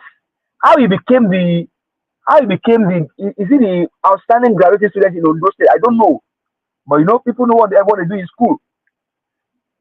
With what Nigeria is going through today, can you even postulate on Nigeria economy today? Can you postulate on Nigeria economy today? Can you postulate? Can you say, okay, with the trend of things in Nigeria today, this is how the market is going to go tonight? You cannot say it. Because why? Criminals are in power, and they have surrogates that are also criminals. In fact, these are beautiful, ignorant criminals. They finish with maybe first class in their time in school. Why? Because they know what they do. These are beautiful first class, ignorant criminals. With what Nigeria is saying today, you can compare Nigeria. I mean, what an around nonsense. Where you can go get what a burger. You can go get one burger for how much? Maybe $3. You can stop at Chick-fil-A, get chicken sandwich for how much? This is what the country has become. You now have criminals all over in the place, corridor of power. You have criminals everywhere. And they are not ashamed. They come out, put their face on camera, and they are speaking for a full-blown criminal also in power. So, Mr. Elvis, please don't be discouraged about the protest. Nigerians are not hungry. If they were truly hungry, they would have come out today. My brothers, you are not bound to do what you are doing. I am not bound to be here and speak. It's not bound to be here. Mr. It's not bound to be here. Nigerians are not. If they are hungry, they will eat this. Nigerians are not hungry. You think how these guys they will take it for you? Wike just yesterday went to pay somebody visit on a Rolls Royce. Rolls Royce. What is Wike's enterprise? Last time I checked, Wike did not even practice as a lawyer, even though he's a law graduate. He went on a personal Rolls Royce to greet somebody in his house. Where did the money come from? Now you hear that other man that wore blue that you were interviewing telling you that Beavers was not rigged. These are criminals. Criminals in suits, criminals on tie, polished, beautiful, ignorant criminals. That is what that man is. When we all saw what happened, House of Rep, Beavers went. House of Senate, Beavers went. Only presidency, they shut down Beavers. And that ignoramus is telling us that educated publisher with ignorance as his LLB, possibly. Ignorance elderly man in blue coat, white shirt, and a tie. Beautiful ignorant man. When international people came and they said the election was not free and fair, and you see how somebody is speaking. Why? Because he has a given brand envelope. That is what you see in Nigeria today, Mr. Elvis. Nigerians are not hungry. If they are really hungry, they will eat the streets. If they are hungry, they know what to do. No wonder you now see a senator, maybe I think that one is a rep member, saying that the Fulani, God created them to love cow more than human beings. You see people that we live with. How can a woman, that woman has children, oh, she knows the pain of going through labor. You carry a child for 9 months. The pain of going into a labor. And then you now say that you said these people they love cow more than human beings. What a pain. This is so sad. Thank you. Thank you very much, sir. Are you the mic, sir? Thank you, my brother. Thank you for putting your voice to this today. I appreciate you. Mr. Odua, I beg talk to us. It's good to have you on the show. Good evening to you. Thank you, Mr. Najawash. Good evening, sir. God bless you for your good work. Good evening, everyone in the panel. Baba Mandate, Baba Jonathan, thank you very much. Good evening, Mommy in Diaspora. You know, this is Kadaye. West Kakabo, Senoru Yevini, numero Yesegiwa, Wato Amose, Koji, Rwesi, Kelma, Rwesima. Good evening, the commenters, listeners, and viewers, and passerby. Thank you all. We appreciate you. Well, as the Labour Party crisis, it is unfortunate that they said what the elders see when they sit down. The young one will climb it atop Iroko tree and Noha and other trees. That they will not see it. It has been long, I said, when the crisis started, I said a tenant and a landlord are not equal rights in the same house. Peter Obi were not there when Labour Party, and he has never hold any position in Labour Party. He came in and they gave him platform to run. He did not know how they were operating the party. He did not know that it was his business party. Just let us support this person, let us support this person. It's what they did in that party. It's only Peter Obi were able to bring them to limelight. And so for the greedy truth, they said, no, we will not allow this money to go. That is why they are letting Peter Obi know now that you are coming here to spoil our business. This is not how we do it.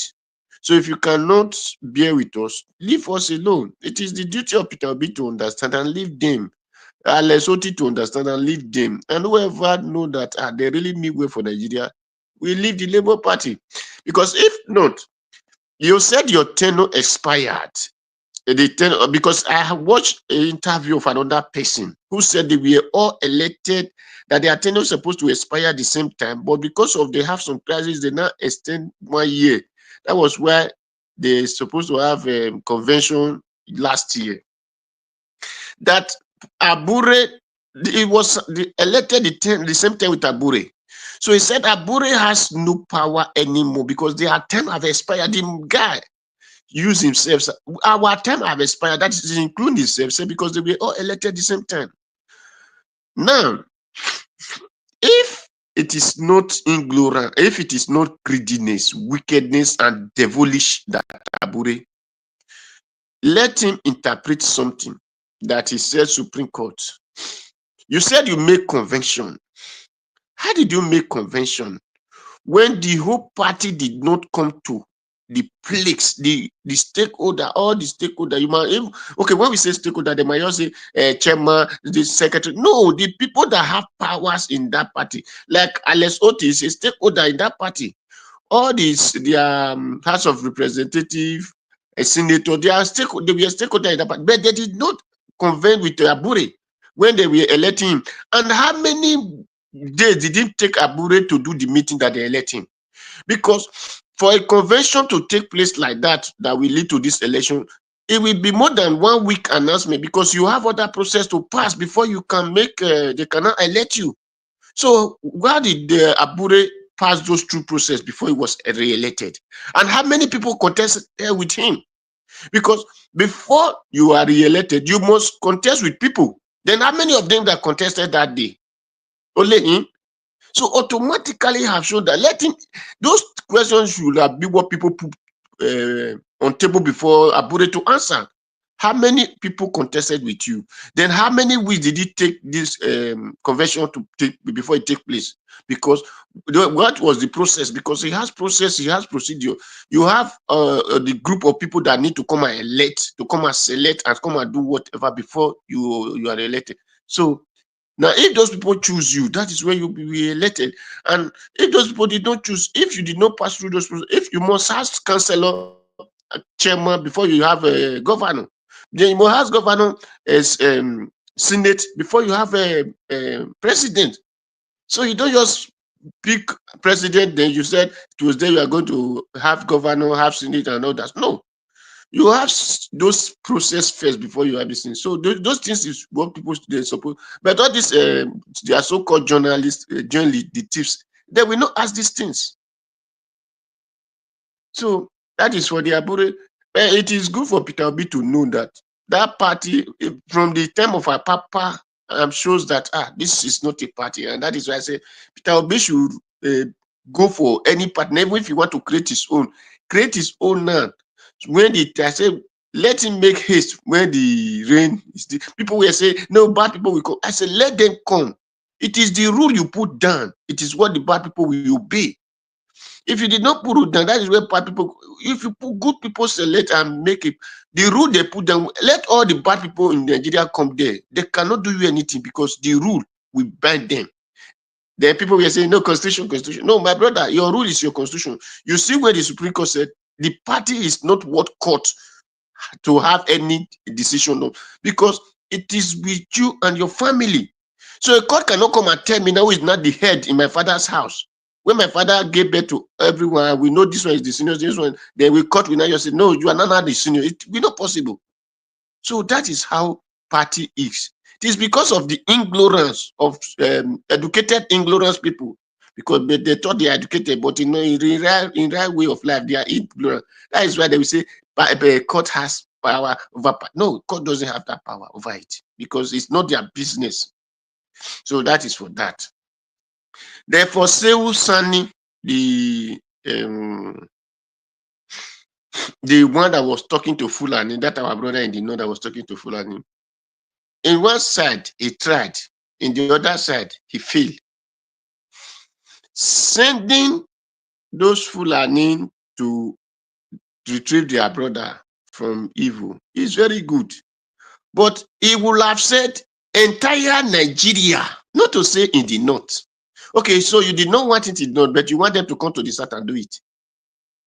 Or you want them to go to the east, or you want them to go to the west and do it. No. Please, as he's sending a message, tell your people that these things is destroying the country. And you can see, he will use what happened to give them a sample. You can see, because people quiet over you doesn't mean that they cannot fight. Or they don't know how to do this thing that your people are doing. It is just because we are tolerating, Nigerians are tolerating you people. The Satan are tolerating them. Nigerians are tolerating them. Not that, because there is a thing, those people said, that do not see me. So when that is why in primary school they were singing one song, fire on the mountain, run, run, run, run, leave your father, leave your mother. So when it happened, so he will have advised them that way, not to tell them only in the north. So if it did not do in the north, you have to come and do it in the south. No, it's very wrong. So I did not clap for him with that message. So he should correct himself as they send those Fulani to go and tell their brothers that they should stop this their demonic acts in Nigeria. Because this thing he said that day, I told one Fulani here in Italy here, he wanted to justify. I said, oh, you people are criminals. That is what I justify him with. I tell him that. He said, no, when you still bring it in a religion, I said the same thing. So because show me your friend, I will tell who you are. So with this their attitude, let us know that, because it is not only in Nigeria, in Burkina Faso, in Mali, in anywhere they are, that is what they do. That is what the name that classify them. So whether you have the good one, you have, yes, we know we have good one, we have bad people in everywhere, but you cannot be engaging on such thing in every country you go. and you say, let me select the good one out of it. No. So that is for that. Then, if there is any other this thing for the protest, the Nigeria, the other day I said, Nigeria is not, they are not hungry. They always just complain to see, to find who they will fool. If Nigeria are hungry, nobody will tell them what to do. If Nigeria are hungry, they will be on the streets. This police cannot stop, or even if it is soldier that brought armor car to come and be threatening them, they cannot stop it if Nigeria are really hungry. Because according to those who talk evil, that said the hungry man is an angry man. So that is what the parable says. So automatically shows that Nigeria are not yet hungry. So let this thing happen. And I pray for this thing to happen before, because they say what you sow is what you are going to reap. So those who clap for Tinubu, is the best. So Tinubu is doing well. So if really Tinubu is not doing well, then they will come against Tinubu and tell him enough is enough.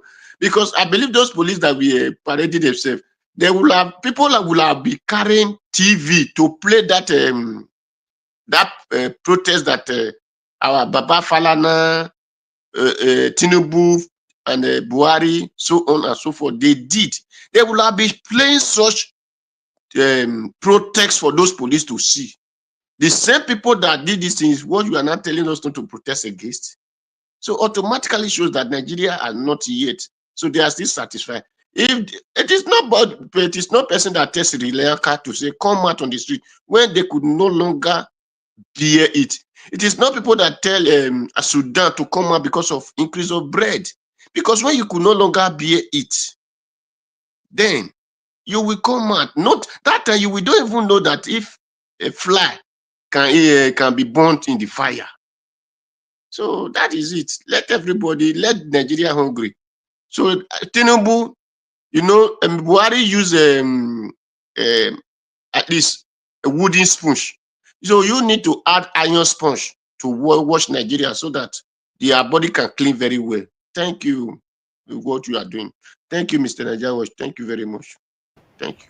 Thank you, Mr. Oduwa. Thank you very much. I appreciate you. God bless you. Mr. Jonathan, it's good to have you on the show. Please talk to us. Good evening to you. Thank you. Thank you, Mr. Elvis. I greet you once again today. Thank you, sir. Yeah. God bless you for the good work you are doing. Yeah, I greet you.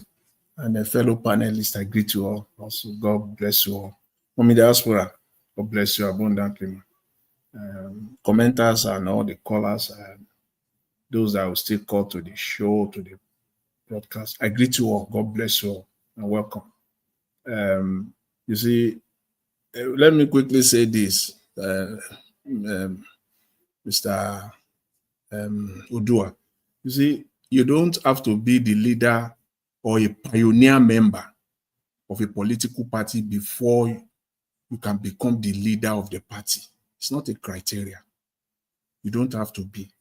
It is just it is only in Nigeria that people is just like the man you saw on the plane who is saying, do you know who I am? That's what they do in all these political parties in Nigeria. That is that is what is killing us. Do you know who I am? I've been in this political party. I was a founding member. We started this party. Do you know what we went through? That is the nature, and that is you see that attitude. I don't know what name to call it. It's what is killing us. That toxic attitude. You don't have to be a pioneer member of a political party before you lead the party. What matters is your value, the value you are bringing, your viability that you are bringing to that party. Then you can become a leader of that party. Even though you don't have to march on people's head, you climb on people before you get to the top. As they will always say, you will pay your dues. But when it comes to politics, it is your value, what you are bringing, electoral value, the assets that you are bringing. Those are the things that matters. But it is only in Nigeria people will be claiming, do you know who I am? I've been in this party for whatever. You see? And that is what is killing us. Yes, I will advise Mr. Peter Obi should, at least for now, even before now, should be looking for a different way, different political party. Of course, not this Labour Party. And you see, again, it is, I mean, what a connection. What a connection. But before I come to Labour Party, I want to say this about Mr. Sam Omotseye. Mr. Sam Omotseye, you see, that is again Nigeria for you. People degenerate. People degenerate. People that you put in a certain position, certain level before. That is, Nigeria can make a man to degenerate into the level of disrepute. That is Nigeria for you. Because Mr. Sam Omotseye is one of those people back in the days, you know, in my undergraduate years as a mass communication student. Sorry, sir, Mr. Jonathan, Yeah. if I can interject you, sir. Is it Nigeria that people degenerate? Or No, people it has to do with that. Yeah, it is individual. I know that individual, because if you are a man of integrity, you will hold on to your conviction and money will not move you. But when I say Nigeria, it is, you know, when you say the level of, you know, is it poverty? Do you want to attribute poverty to Mr. Omotseye? Of course not. So what is it? But in generality of Nigeria as a country, is the poverty level has made so many people to degenerate into the level of total disrepute. Because this Mr. Omotseye was those are the people they are like our senior back then. We're looking up to them back in the days as mass communication undergraduate student back then, when we're looking at people like Shola Omole of NTA, people like Dele Giwa, Tony Momo of Daily Times, Sam Amuka, who later became the publisher of Vanguard newspaper. Those are the people that we're looking up to. Omotseye was one of those people then. When we were doing internship, we would meet him at press conferences back then. But again, I can't blame him. Currently, he is the chairman of Nation newspaper. Nation newspaper is owned by Mr. Tinubu. Omotseye is the current chairman of the editorial board of that newspaper. So I wouldn't expect anything less from him, discounting that the 2023 election was not rigged, that he wasn't sure. That's a low. That's a big low for Mr. Sam Omotseye. I'm so disappointed. But again, that is what Nigeria can do. Nigeria can happen to people in different shape, different ways. Nigeria has happened to him. That is the way, his own way, that Nigeria has happened to him. And many of him like that. Many like that. So shameful. And I would also like to at least say this on the professor, the former senator, Sonny. Well, you know, for all his what, I think what he did is good. You know, bringing the youth together and advising them. If the leaders of the Fulani, most of them, especially those that have the platform, can do this openly, I think it will be helpful. I think it will go a long way, you know, even if they have ulterior motives. But at least doing this, some of these youth, it will help them. Because if you look at the Fulani, they are the worst off in Nigeria in terms of, I mean, their life, the poverty level in that amongst those people is I mean, you can't just, you can't even describe it. It's worse off. And yet, they are the ones that are perpetrating this evil called Fulani S-men kidnapping in Nigeria. So it is left for their leaders to be doing this, and for all his worth, I think what he did, I think is good. We only need to see more of that. We need to see more of that. Coming to Abure, of Labour Party. You see, in Nigeria, when people steal, they will steal in broad daylight. Nigeria is a country. It's so funny. It's a soap opera. It's just a comedy. Sometimes you can't. It's like the whole thing has turned to a comedy. They will steal in broad daylight and they will sit and say, "Come and take it if you can. Catch me if you can." You know that slogan? Catch me if you can. That play that children will play in the garden. Catch me if you can. Come and catch me. I've stolen it. And so what? Come and catch me if you can. Is it display of arrogance? What do I want to call it? Where do I want to put it? I don't understand. Because what you need to do is just to listen to him. How he contradicted himself in that particular statement, thinking in his head that he knows better than everybody else. Because I don't know how to square it.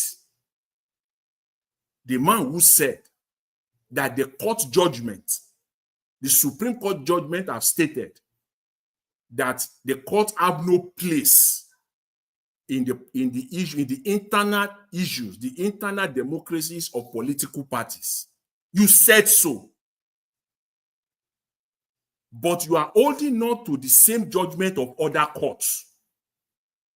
So in other words, Mr. Abure, when the judgment of the court suits you, the court can have say in the internal affairs of political parties. But when it doesn't suit you, then the court does not have say.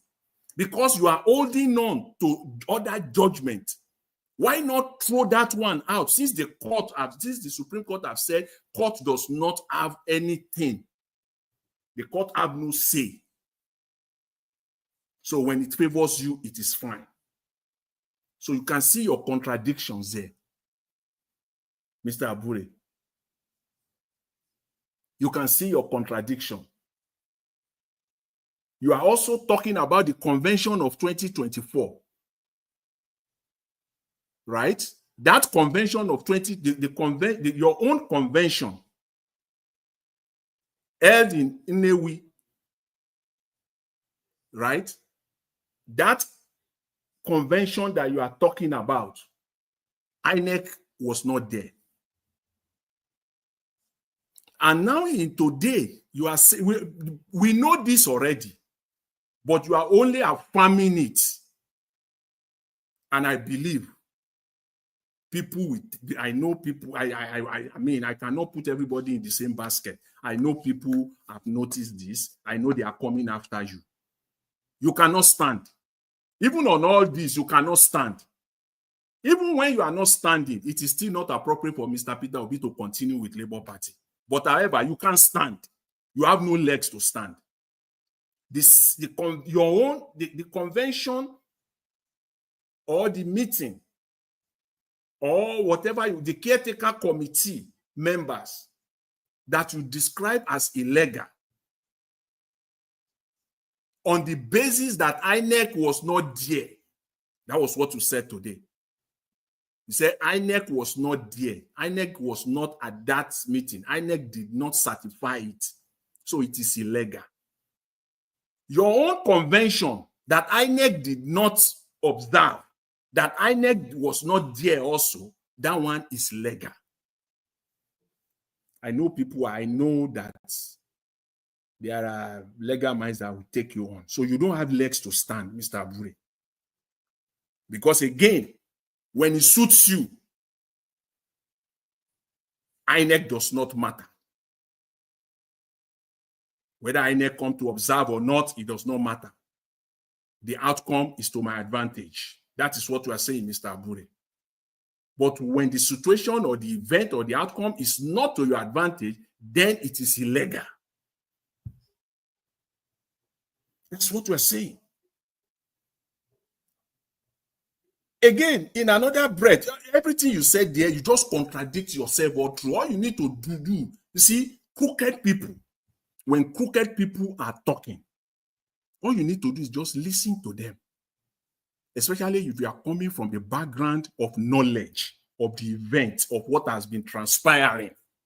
If somebody is listening to Abure today for the first time, you might say, maybe this man is right. But People know the history of the event we're talking about, what brought us to where we are today. So you contradict yourself there at least 5 times, 5, that are notable contradictions, 5 of them. That is why I said you don't have legs that to stand on. It is you in that same whatever, that same statement that you read out. You said that Labour Party, that all the other people, all the other factions, they are just there to come and steal the benefit of 2023. All the benefit that Labour Party gains in 2023, they are only out there to erode it. Let me use your word. In other words, to cancel it, to eliminate it, to take it off. All the gains of Labour Party in 2023. How, Mr. Abure? How could it be for a normal sense that Mr. Peter Obi will want to erode all the gains of 2023? If it were to be another person, now we can say, okay, how will Mr. Obi now stand and be working to erode all his gains in 2023? Does that make sense to you? Does that add up to you? Or you are just, you need to say something. And in bold face, I was surprised. I was thinking that you will not have the guts to come out. But you did it. You came out. You are a full-blown criminal amongst them now in Nigeria. They will steal and they will still sit behind the loot. Jonathan, yes? Can we ask Mr. Evans to invite him here so that we can do it tomorrow with him? With who? To invite who? To invite Abure. Ah, you will not come. Ah. Mr. Evans, give it a shot. Mr. Evans, invite Abure. Let Abure come. Let him come and tell us that everything that is Abure, the verse for me, not will come. The verse. Just say it straight away. He not go come. He not say I not support him. I go support Peter Obi. See, so, the man is a full-blown criminal. And somebody asked, I believe one of the callers, what is Mr. Abure holding on to? Why is he doing this? I believe we've answered that 2 or 3 days ago. See, Mr. Abure is only there now because of 2027. He just want to all they are waiting for. Make no mistake about it. And if you are still thinking otherwise, it is at your own peril. It means that you are naive. The only reason why Abure is waiting is to collect the loot of starting 2026. They will start buying forms, nomination forms, from councillor to local government to state assembly, or the state assembly of the 36 states. They want to feed candidates and people will buy forms. And that amount going by Labour Party fee for 2023 election is about 12 billion naira. That is if Labour Party filled about 70% candidate, the way they did in 2023. So its expectation in their thinking now is that they will get more this time. And that is what is waiting for. Nothing else. Okay, tell me the value that is in Labour Party today, where the money will come from. We have to use we've got to use our brain, and so that these people will not be thinking or be in their delusional state of mind that the people they are dealing with are stupid. That 12 billion approximately is what you are waiting for, so that you can collect your loot there. That's what we are waiting for. I don't see anything. What value? Where will the money come from? Please, somebody tell me who will donate to Labour Party? Who will bring his 500 million or 1 billion, whatever, to Labour Party? From where? How? The only source is that nomination form from councillor level down to up to the presidency. That's what he's waiting for. That is the only thing Abure is waiting for. Who is donating to Labour Party as of today? So he's really, really guarding it with every breath that is in him. He just want to stay there till they start this process for 2027. So that he will superintend over it and he will loot as much as possible. He wants to get his last, the last cake, the last cut of the cake, maybe run away with about 5, 6, 7 billion naira. That's what he's waiting for. Other than that, there is nothing. It's a shell. The party is a political shell. Simply means there is nothing inside it. Let them produce for us today their statement of account, how much they have in the bank. If Labour Party have 2 billion, I doubt it. I stand to be corrected. If they have 2 billion naira in their bank account today, national level, let Abure come out now. Because what we are fighting for in Nigeria is transparency. So bring it out. Let's see. If what we are waiting for is not that money coming, that will start coming in. And I will say it will be a stupid man, a fool that will go and buy the ticket of Labour Party for anything. You'll be a fool, you'll be a crook. Because if you are smart enough for anything, maybe you are working, it simply means you are working for other people. It's just a show. Because in the upcoming Anambra election, you can't even get 50,000 votes in Anambra State. You can't even get 50,000 votes in Anambra State. So who is that candidate? I don't even want to call his name. Wasting time because they have paid him to be running this masquerade. Who will vote for you? You can't even get 50,000. We are all here. We are waiting.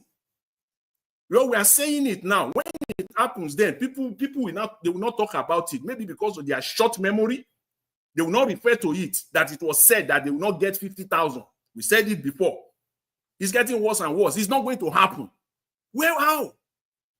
We need to be logical and ask ourselves real questions. Who will vote for you in Anambra State? Who? It's not going to happen. And in his delusional mind, he said he will bring the good news. Mr. Abure, I'm waiting for that good news. You said the good news will come from you. So you are now Jesus Christ. You are waiting for that good news. You said when you get the copy, when you get the certified true copy, you will now come with the good news. I dare you to come out with that good news when you get the certified true copy. Because everything stated there, that's what is stated in that judgment. Going by the report that is already publicly available. The Supreme Court was clear enough that the court have no business whatsoever in the internal affairs of political parties. So why are you still sitting on some other court judgment? Why not throw that one away that Supreme Court have treated it? Why are you still sitting on another court judgment?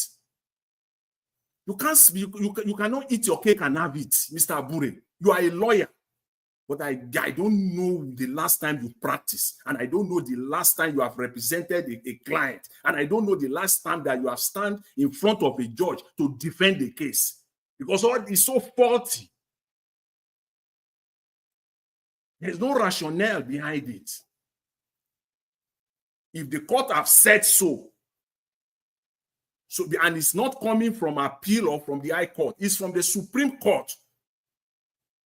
So why are you sitting on other judgments? Because all the other judgment that you are still sitting on has to do with party internal policy or internal democracy. It's not different. It's not like it's a different case completely. It's not like it's a different matter completely. It still has to do with the leadership, the internal policies of. So why are you still sitting on those judgments? Because that is what you are sitting on now. You are hanging on that. That's why you don't have any leg. They will take it off. They will take it off. Just wait and see. We are all here. And he was still saying it over and over again that the Supreme Court admonished political parties to adhere to constitution, to their constitution.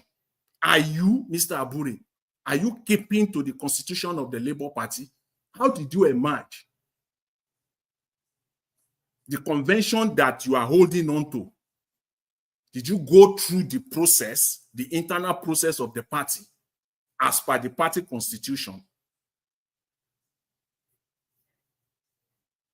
I think the best thing for you is to just use, you can, you can do the Babangida style, that you are stepping aside.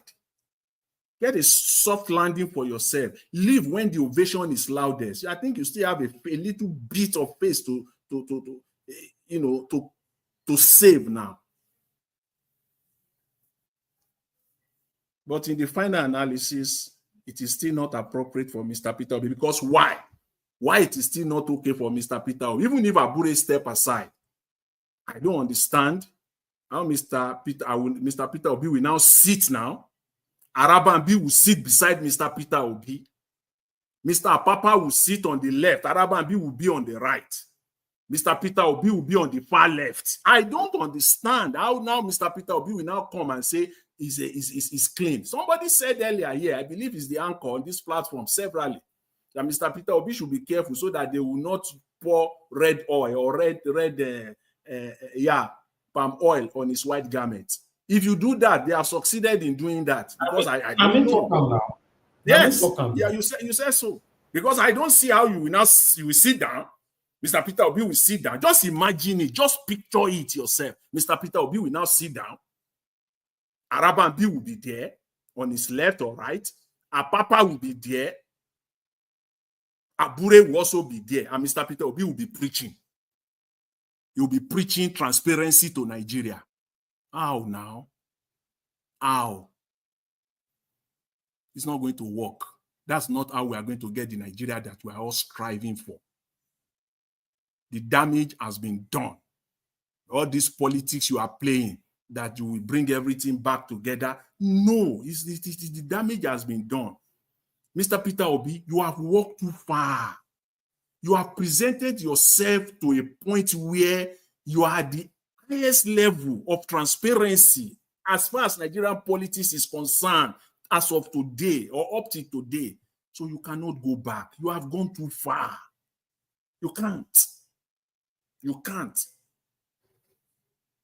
And it wasn't an easy journey for you. It has been a tough and difficult one for you to get to where you are today. And these people are ready to bring you down within a twinkle of an eye. Just like that, boom, it's all over. All gone. Everything will just poof, poof. It will just go away. So dare not. Don't even dare, rather. Don't even dare to do it. That's just, what I will, I'll leave it there for now. Mr. Elvis, let's leave it there for now. Thank you very much. I appreciate it. Thanks to everyone.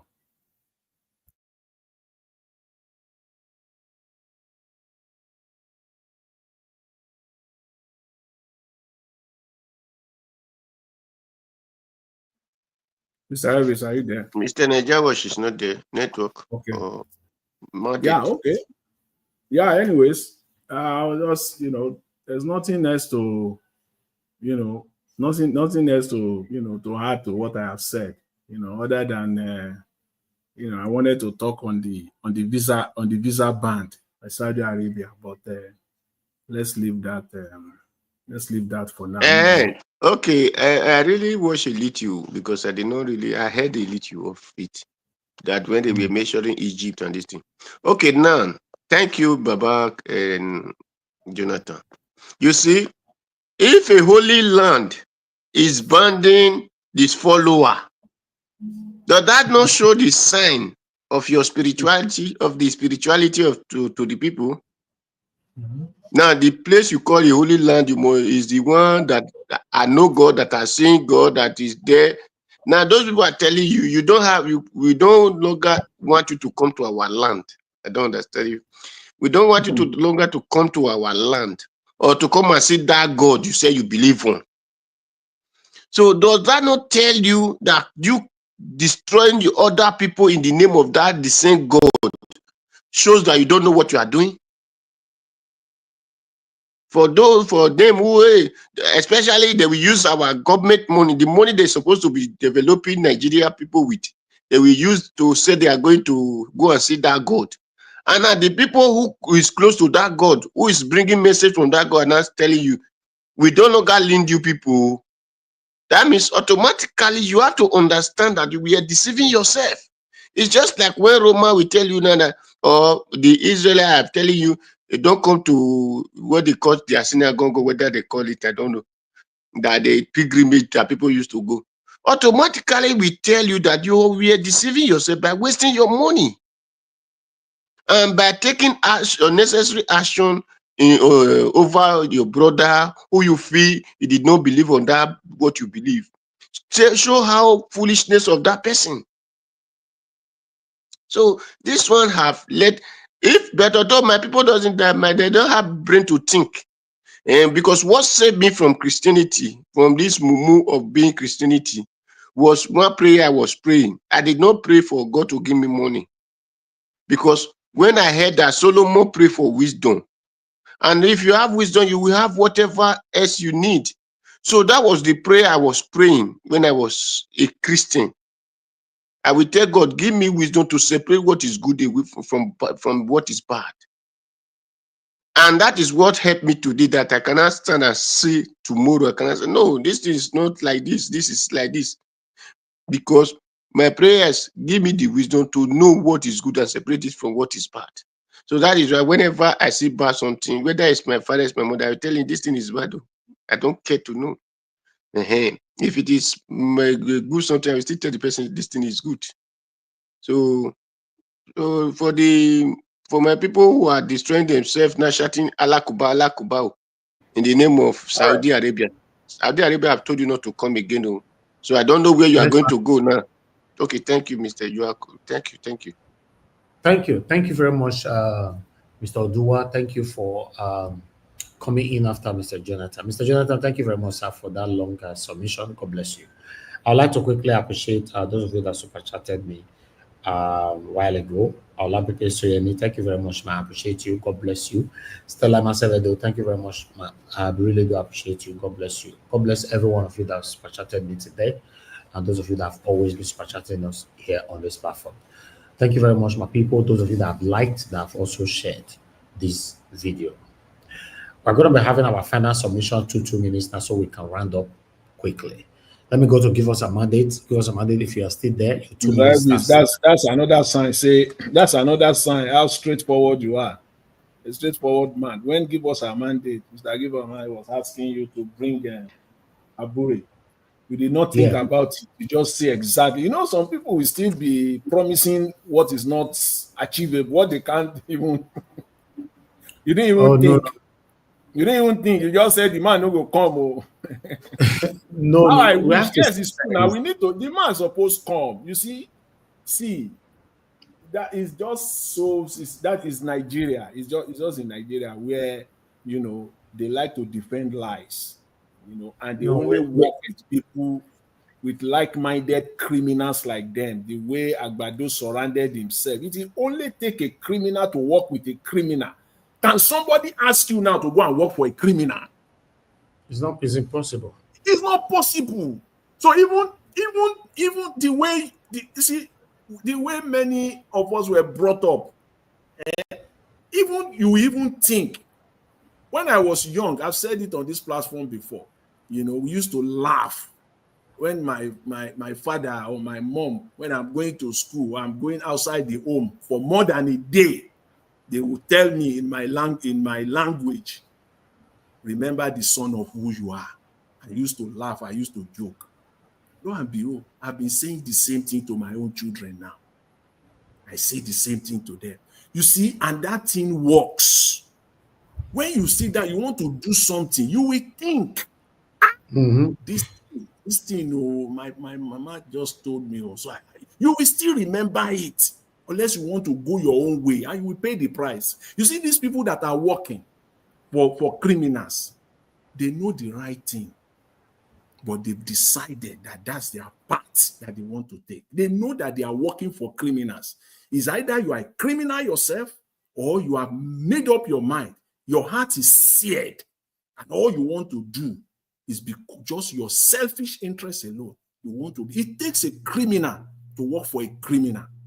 That you must be, or you have the tendency to be a criminal, a hardcore one, to be involved in anything with this government. Like that guy ranting yesterday with Sheung Okibaloye, talking about, talking about poverty in Nigeria. If you go and look at it, anyway, let's just leave it there. That's the state we are in Nigeria. It takes criminals to work with criminals, because if they are not. Thank you. Thank Mr. you very Jonathan. much, Mr. Elvis. We'll leave it there. Thank you, sir. Thank you. Nobody is perfect, but we have to say things how it is. Abure will never want to come here at this moment, and I have my reason for that, because you already know what will happen if he comes here. Thank you so much. Give us a mandate. If you are there, please, your 2 minutes. Okay, let's assume you are not available. I'll just go straight to Mr. Oduwa. Then Mr. Jonathan will round up. Mr. Oduwa, your 2 minutes, sir. Thank you. Thank you, Baba Najawash. It is unfortunate, because I look to people who is doing comparison between Nigeria money and other country money, that $1 can buy Nigeria this thing. It shows that that person is not really educated, but he's claimed to be educated. Is Nigeria using dollar? Is it not naira? Okay, let him bring out what 10 naira can buy in Nigeria. Because 10 naira is $10. The country has their money to their own economy, to the value of their own people. So Nigeria has their naira to the value of their money and to the value of their own people.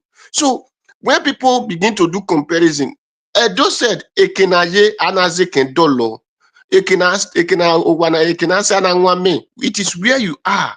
You will take your moldy soil and beautify your house. That is which we now know as paint. You can call it paint now, but in other hand, it's red soil. You use it to beautify your house. Then it is where you are, you will drink water from. You cannot drink water where the area you are not. So it is foolishness for anybody to be comparing Nigeria money to Nigeria, to the living of another person's currency, because it's not the same. You are not using the same money. You are not the same environment. You are not really the same government, the same way of life. So compare what your naira can buy. 70,000 naira is the money they pay a worker, which they call minimum wage, and he cannot even do anything. In America, if they give you let me say $1,000, then before they give you that $1,000, they know $1,000. They know how they systemize that money, and you can live with it, and we still have extra. But Nigeria own. There was a person I saw in Facebook, please Nigeria watch.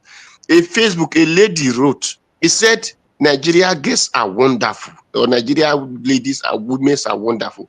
He said minimum wage 70,000. These women will be using iPhone of $1 million plus. They are using JK, whether the JK, I don't know what they call that vehicle. When they the woman quote, they put hair of 1,000 something, 100,000 hair.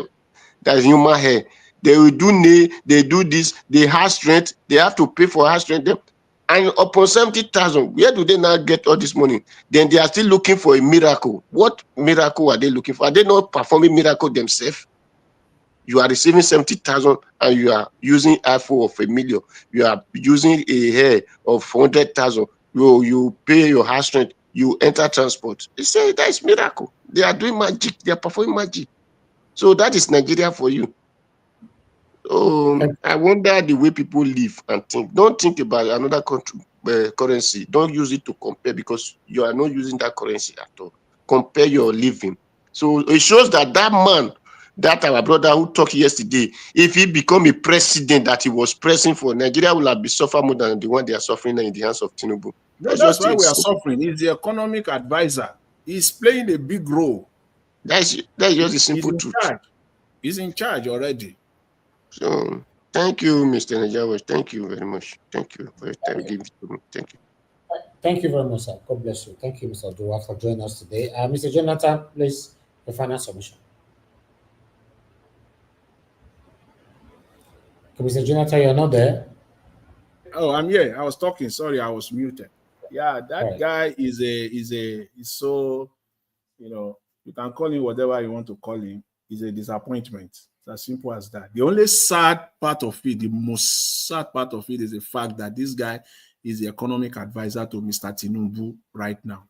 So these are the things he's telling him. And I said it takes a crook to work for a crook. That's what it is. And then we have many of them in Nigeria. I was that in same interview, Mr. Sam Omad Sayer, he also said that politics is a game. You see? And I heard that. I shook my head as I was listening to that interview. I shook my head. Politics is not a game. Why? Because you are dealing with human beings. You are dealing with lives. You are setting even generation yet unborn, how they will live. You are setting it up today. So you can't, it's not a game. Politics is not a game. That's where we are in Nigeria. That's how they see it. They have taken it too far to the point where they see it as a game of chess. Eat me, I eat you. Eat me once, I eat you twice. Throw stone at me. I'm not going to throw stone back. I'm going to use GUN. For you daring to throw stone at me, you are not getting a stone back. You are getting GUN. That's what they do in Nigeria. Politics is not a game. It is not. Even in the Western world, the way we see politics being, it's not a game. Because at the end of the day, it is about the people. You know why they are succeeding in Nigeria calling it a game? Because the votes of the people does not matter. There are no people are not involved. People are not in the equation. Nigerians are not in the equation, in the scheme of things in Nigeria. If you know that people are part of the equation, at the center of it all, you will not call it a game, because those people, they are the ones that will come and kick you out. So you won't call them a game. You won't refer to them as, you won't refer to politics as being a game. You will know that you are dealing with human beings. You are not seeing human beings. There are no people involved. It is only you people. That's why it is a game. Politics is not a game. Please get that correct. And please get it correct. And finally, on this Saudi Arabia ban, I think it's a good development for Nigeria. There are other countries involved. I know they will come out and defend the way they normally defend the indefensible. They will come out and they will come and defend it. And this is the line they will use. It is not only Nigeria. Other countries are involved. That's what they will say. Just wait. But before you press that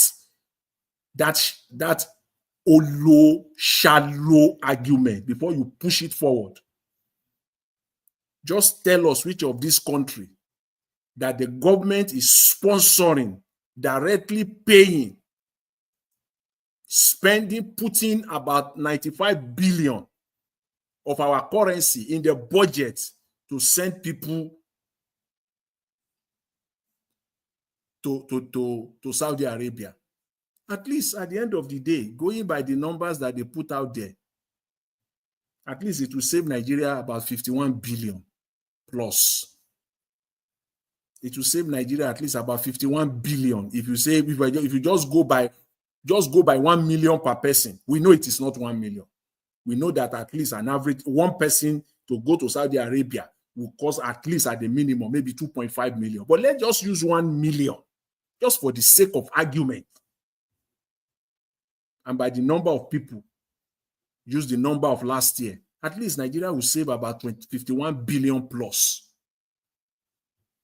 If that is a good one, if that is what we are going to get out of it for the country, better. Only that savings, they will still allocate the money. You will not know where the money goes. But at least, if there is anything that we want to romance or we want to take as consolation from this development, is the fact that at least 51 billion naira plus will stay in Nigeria. So, Mr. Elvis, I'll leave it there for now. Thank you very much. Really appreciate it. Thank you, Mr. Jonathan. God bless you, sir. Thank you for your time with us today. I appreciate every one of you right there. We've come to the end of this broadcast, 3 hours long. Now God bless you. Now, those of you that came into the panel, give us our mandate, Mr. Odua, Mr. Jonathan. Thank you very much, sir. For those of you that call into the show, Mr. Ben, Madam Ola, thank you very much. God bless you. I appreciate every one of you. Those of you who supported the channel as well, Madam Esther, Madam Jennifer, Madam Esther Ige, Madam Olabi Pesuyemi, and Madam Stella in Maseredo. All women all through today, all women all through supported me. Where our men, where on a day. Now everything women will the beat us for corner. I appreciate you all. Thank you so much. God bless you. My people right there in the comment section, mother of all my diaspora, thank you very much, mommy. I appreciate you always for all that you do. But Azi, thank you very much. I appreciate you for all that you do. Thank you, Love Maduka, Ajiro Deborah, Vitus of Kwebele, and Stella Maseredo, Peggy Mondi. God bless you all, my people. Beckman, we see you right there as well. Thank you, my wonderful people. Uyi Desmond, I can see you right there. Thank you, BTV Nigeria, and many others. Please do your part, the person on the like before you leave, if possible. Copy the link and take with you as you're going home. My people, now God bless you. Now, I would like to end the broadcast with this particular video here. Good night and bye. So many times that I'm thankful for the opportunity to perhaps explain it so that the idiots who have continued to assume that I have broken my word would be clear. I said if he won the presidency, I'll leave Nigeria on exile. So let me clear that up. For him to have won, the people would have had to have voted for him. We didn't vote for him. He stole the presidency. Yakubu and INEC sold him the presidency. The presidency is not an expression of the people's will. It is an expression of the debauchery of INEC and the height of our judicial corruption. He did not win the presidency. If I had left, I would have been sanitizing and deodorizing a skunk. If nothing else, I rise and fall by my word. And when I said that I would live on exile if this man won, it was so that people will know that I do not believe Nigerians to be depraved enough to be possessed of the idiocy to vote somebody like him into power. And they did not. Anybody who prefers to delude themselves can continue to delude themselves, but Tinubu knows, INEC knows, the judiciary knows, and so do a lot of Nigerians, that Tinubu did not win the presidency. He stole it. So I'm not leaving because he did not win. It's that simple. That I'm still here is in rebuke of him. It actually cost me a lot more to stay here. It's not just the multiple level of danger that I face on a daily basis by remaining in Nigeria. Because if they will be planning my murder 3 years ago when they were not in power, one of his goons in Lagos State was the one sat at the head of the plot to kill me. They are the ones in power now. Ordinarily, I should run now. But I'm here. I am here because he did not win. He knows it. And every man and his dog in Lagos State knows it. He was beaten resoundingly in Lagos on the 25th of February. He couldn't even make 15% in Lagos. Segun Agbaje, the INEC commissioner in Lagos State, cannot produce the form EC8A for Lagos State up till today. I was the person who was charged by the OB legal team to collect the election material from INEC. He could not, up until today, INEC in Lagos State cannot give us the form EC8A, which is the polling unit level result. Because they know he lost. He lost woefully. He was thoroughly rejected across the length and breadth of the state that he has held hostage. For 24 years as at that time, he lost. So how much more the other parts of Nigeria? Let them continue fooling themselves. He has snatched it, grabbed it, but he can't run with it. And that's why we are all in the mess that we are in today. So yeah, if he had won, if Nigerians had been foolish enough to have voted for him, I would have left. It wouldn't be because of him. It would be out of protest that I could be stuck with such evil people who would have found the grace to vote for somebody like him. But as I have said, they did not vote for him. They rejected him. He has forced himself on us. And we can't do much about that. But I'm not going to legitimize his stealing by leaving. He didn't win. All of them. The political class has decided that they are the bandits against the people of Nigeria. Between the executive, the president, the presidency, the National Assembly, I think they are decided that they are the bandits.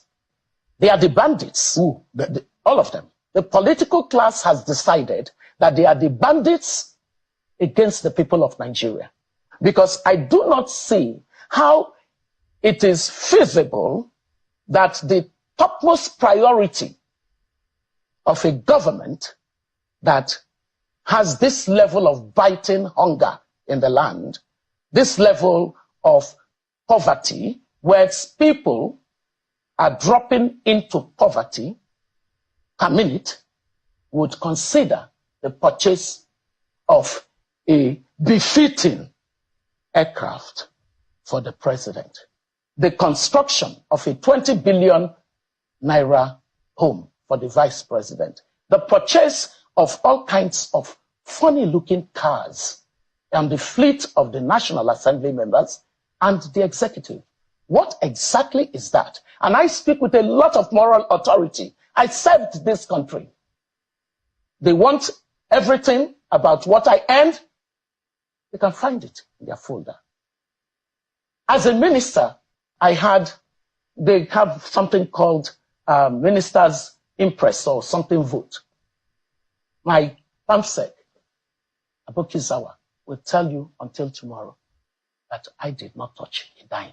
So when people say all these things, like, were you not in government? I was in a sane government. I wasn't in a government that watches women screaming, Ebin Kwawa, we're hungry, we haven't eaten. People used to do 0 something or 1. Today, families write and say, our children haven't eaten in the last 3 days because we just cannot afford the prices in the market. When inflation is at 40%, it erodes the poor. It literally, look, central banks exist to manage inflation. If you were president, wouldn't you get a befitting aircraft, or would you fly a commercial aircraft? If I were president and I see the people of my country in this state of affairs, and I would go out and buy an aircraft for myself, you got another thing coming, Sheung. When you are a leader, you are first in the line to inconvenience yourself. That's what leadership is about. So who told you that leadership is about luxury? Who told you? You see, this version of political leadership in our country, I think Nigerians need to wisen up. There is nothing about leadership that gives an advantage over the people. The leader is the one who takes the cost so that the people can get the benefit. That's what leadership is. This bunch of people in the National Assembly, in the executive, in government houses, in the states, these are not political leaders. Until we get to the place where we're saying to ourselves, the greatest risk and danger to the sustainability and viability of Nigeria is the political class of this country. These are rascals by every definition of the word. And I am not mincing words about it, because if you look at the choices that our political class are consistently making, you can see clearly that they don't care about the country. This country can go to ruin for as long as these people are able to feed the avarice, this appetite, unending appetite for just gnawing away at the public treasury. They are fine. But if citizens are fine with it, so be it. If we're not fine with it, there is a class war that they have launched against the people. It has been signed into law by the President, Commander-in-Chief, Federal Republic of Nigeria. I believe in this document. That is why I'm so lawful. That is why I'm so confident. And that is why, however extreme it is, I am saying it on national TV. I'm not taking any risks. Swearing in a ticket that has not met the constitutional requirements of the Constitution is ending democracy. And I'm repeating it. Whoever does not meet the constitutional requirement must never be sworn in. If you like, I can say it again. I'm Dr. Baba Ahmed. I'm not taking risks with my safety and with my life. But I'm repeating, swear in anybody who does not meet the constitutional requirements of our country. You are engaging in an unconstitutional act. Mr. President, do not hold that inauguration. CJ and your lordship, do not partake in unconstitutionality. I am taking these risks for the sake of my country. Yes, it is extreme and I'm saying it. It was more extreme for Yakubu to issue that certificate. It was reckless. He is putting all our lives in danger. All of us were already at risk. So what is there again in me taking risks again? What have they not done against Nigeria? What have they not abused in Nigeria? Now they'll take the constitution, they are going to swear this man in, and I should be afraid? I will not be. I'm telling you that on the 29th of May 2023, swear in Tinubu as this result is. You have ended democracy, whoever you are. We don't want to keep the people hungry and angry. But we say, be patient. There is no free beer parlor anymore.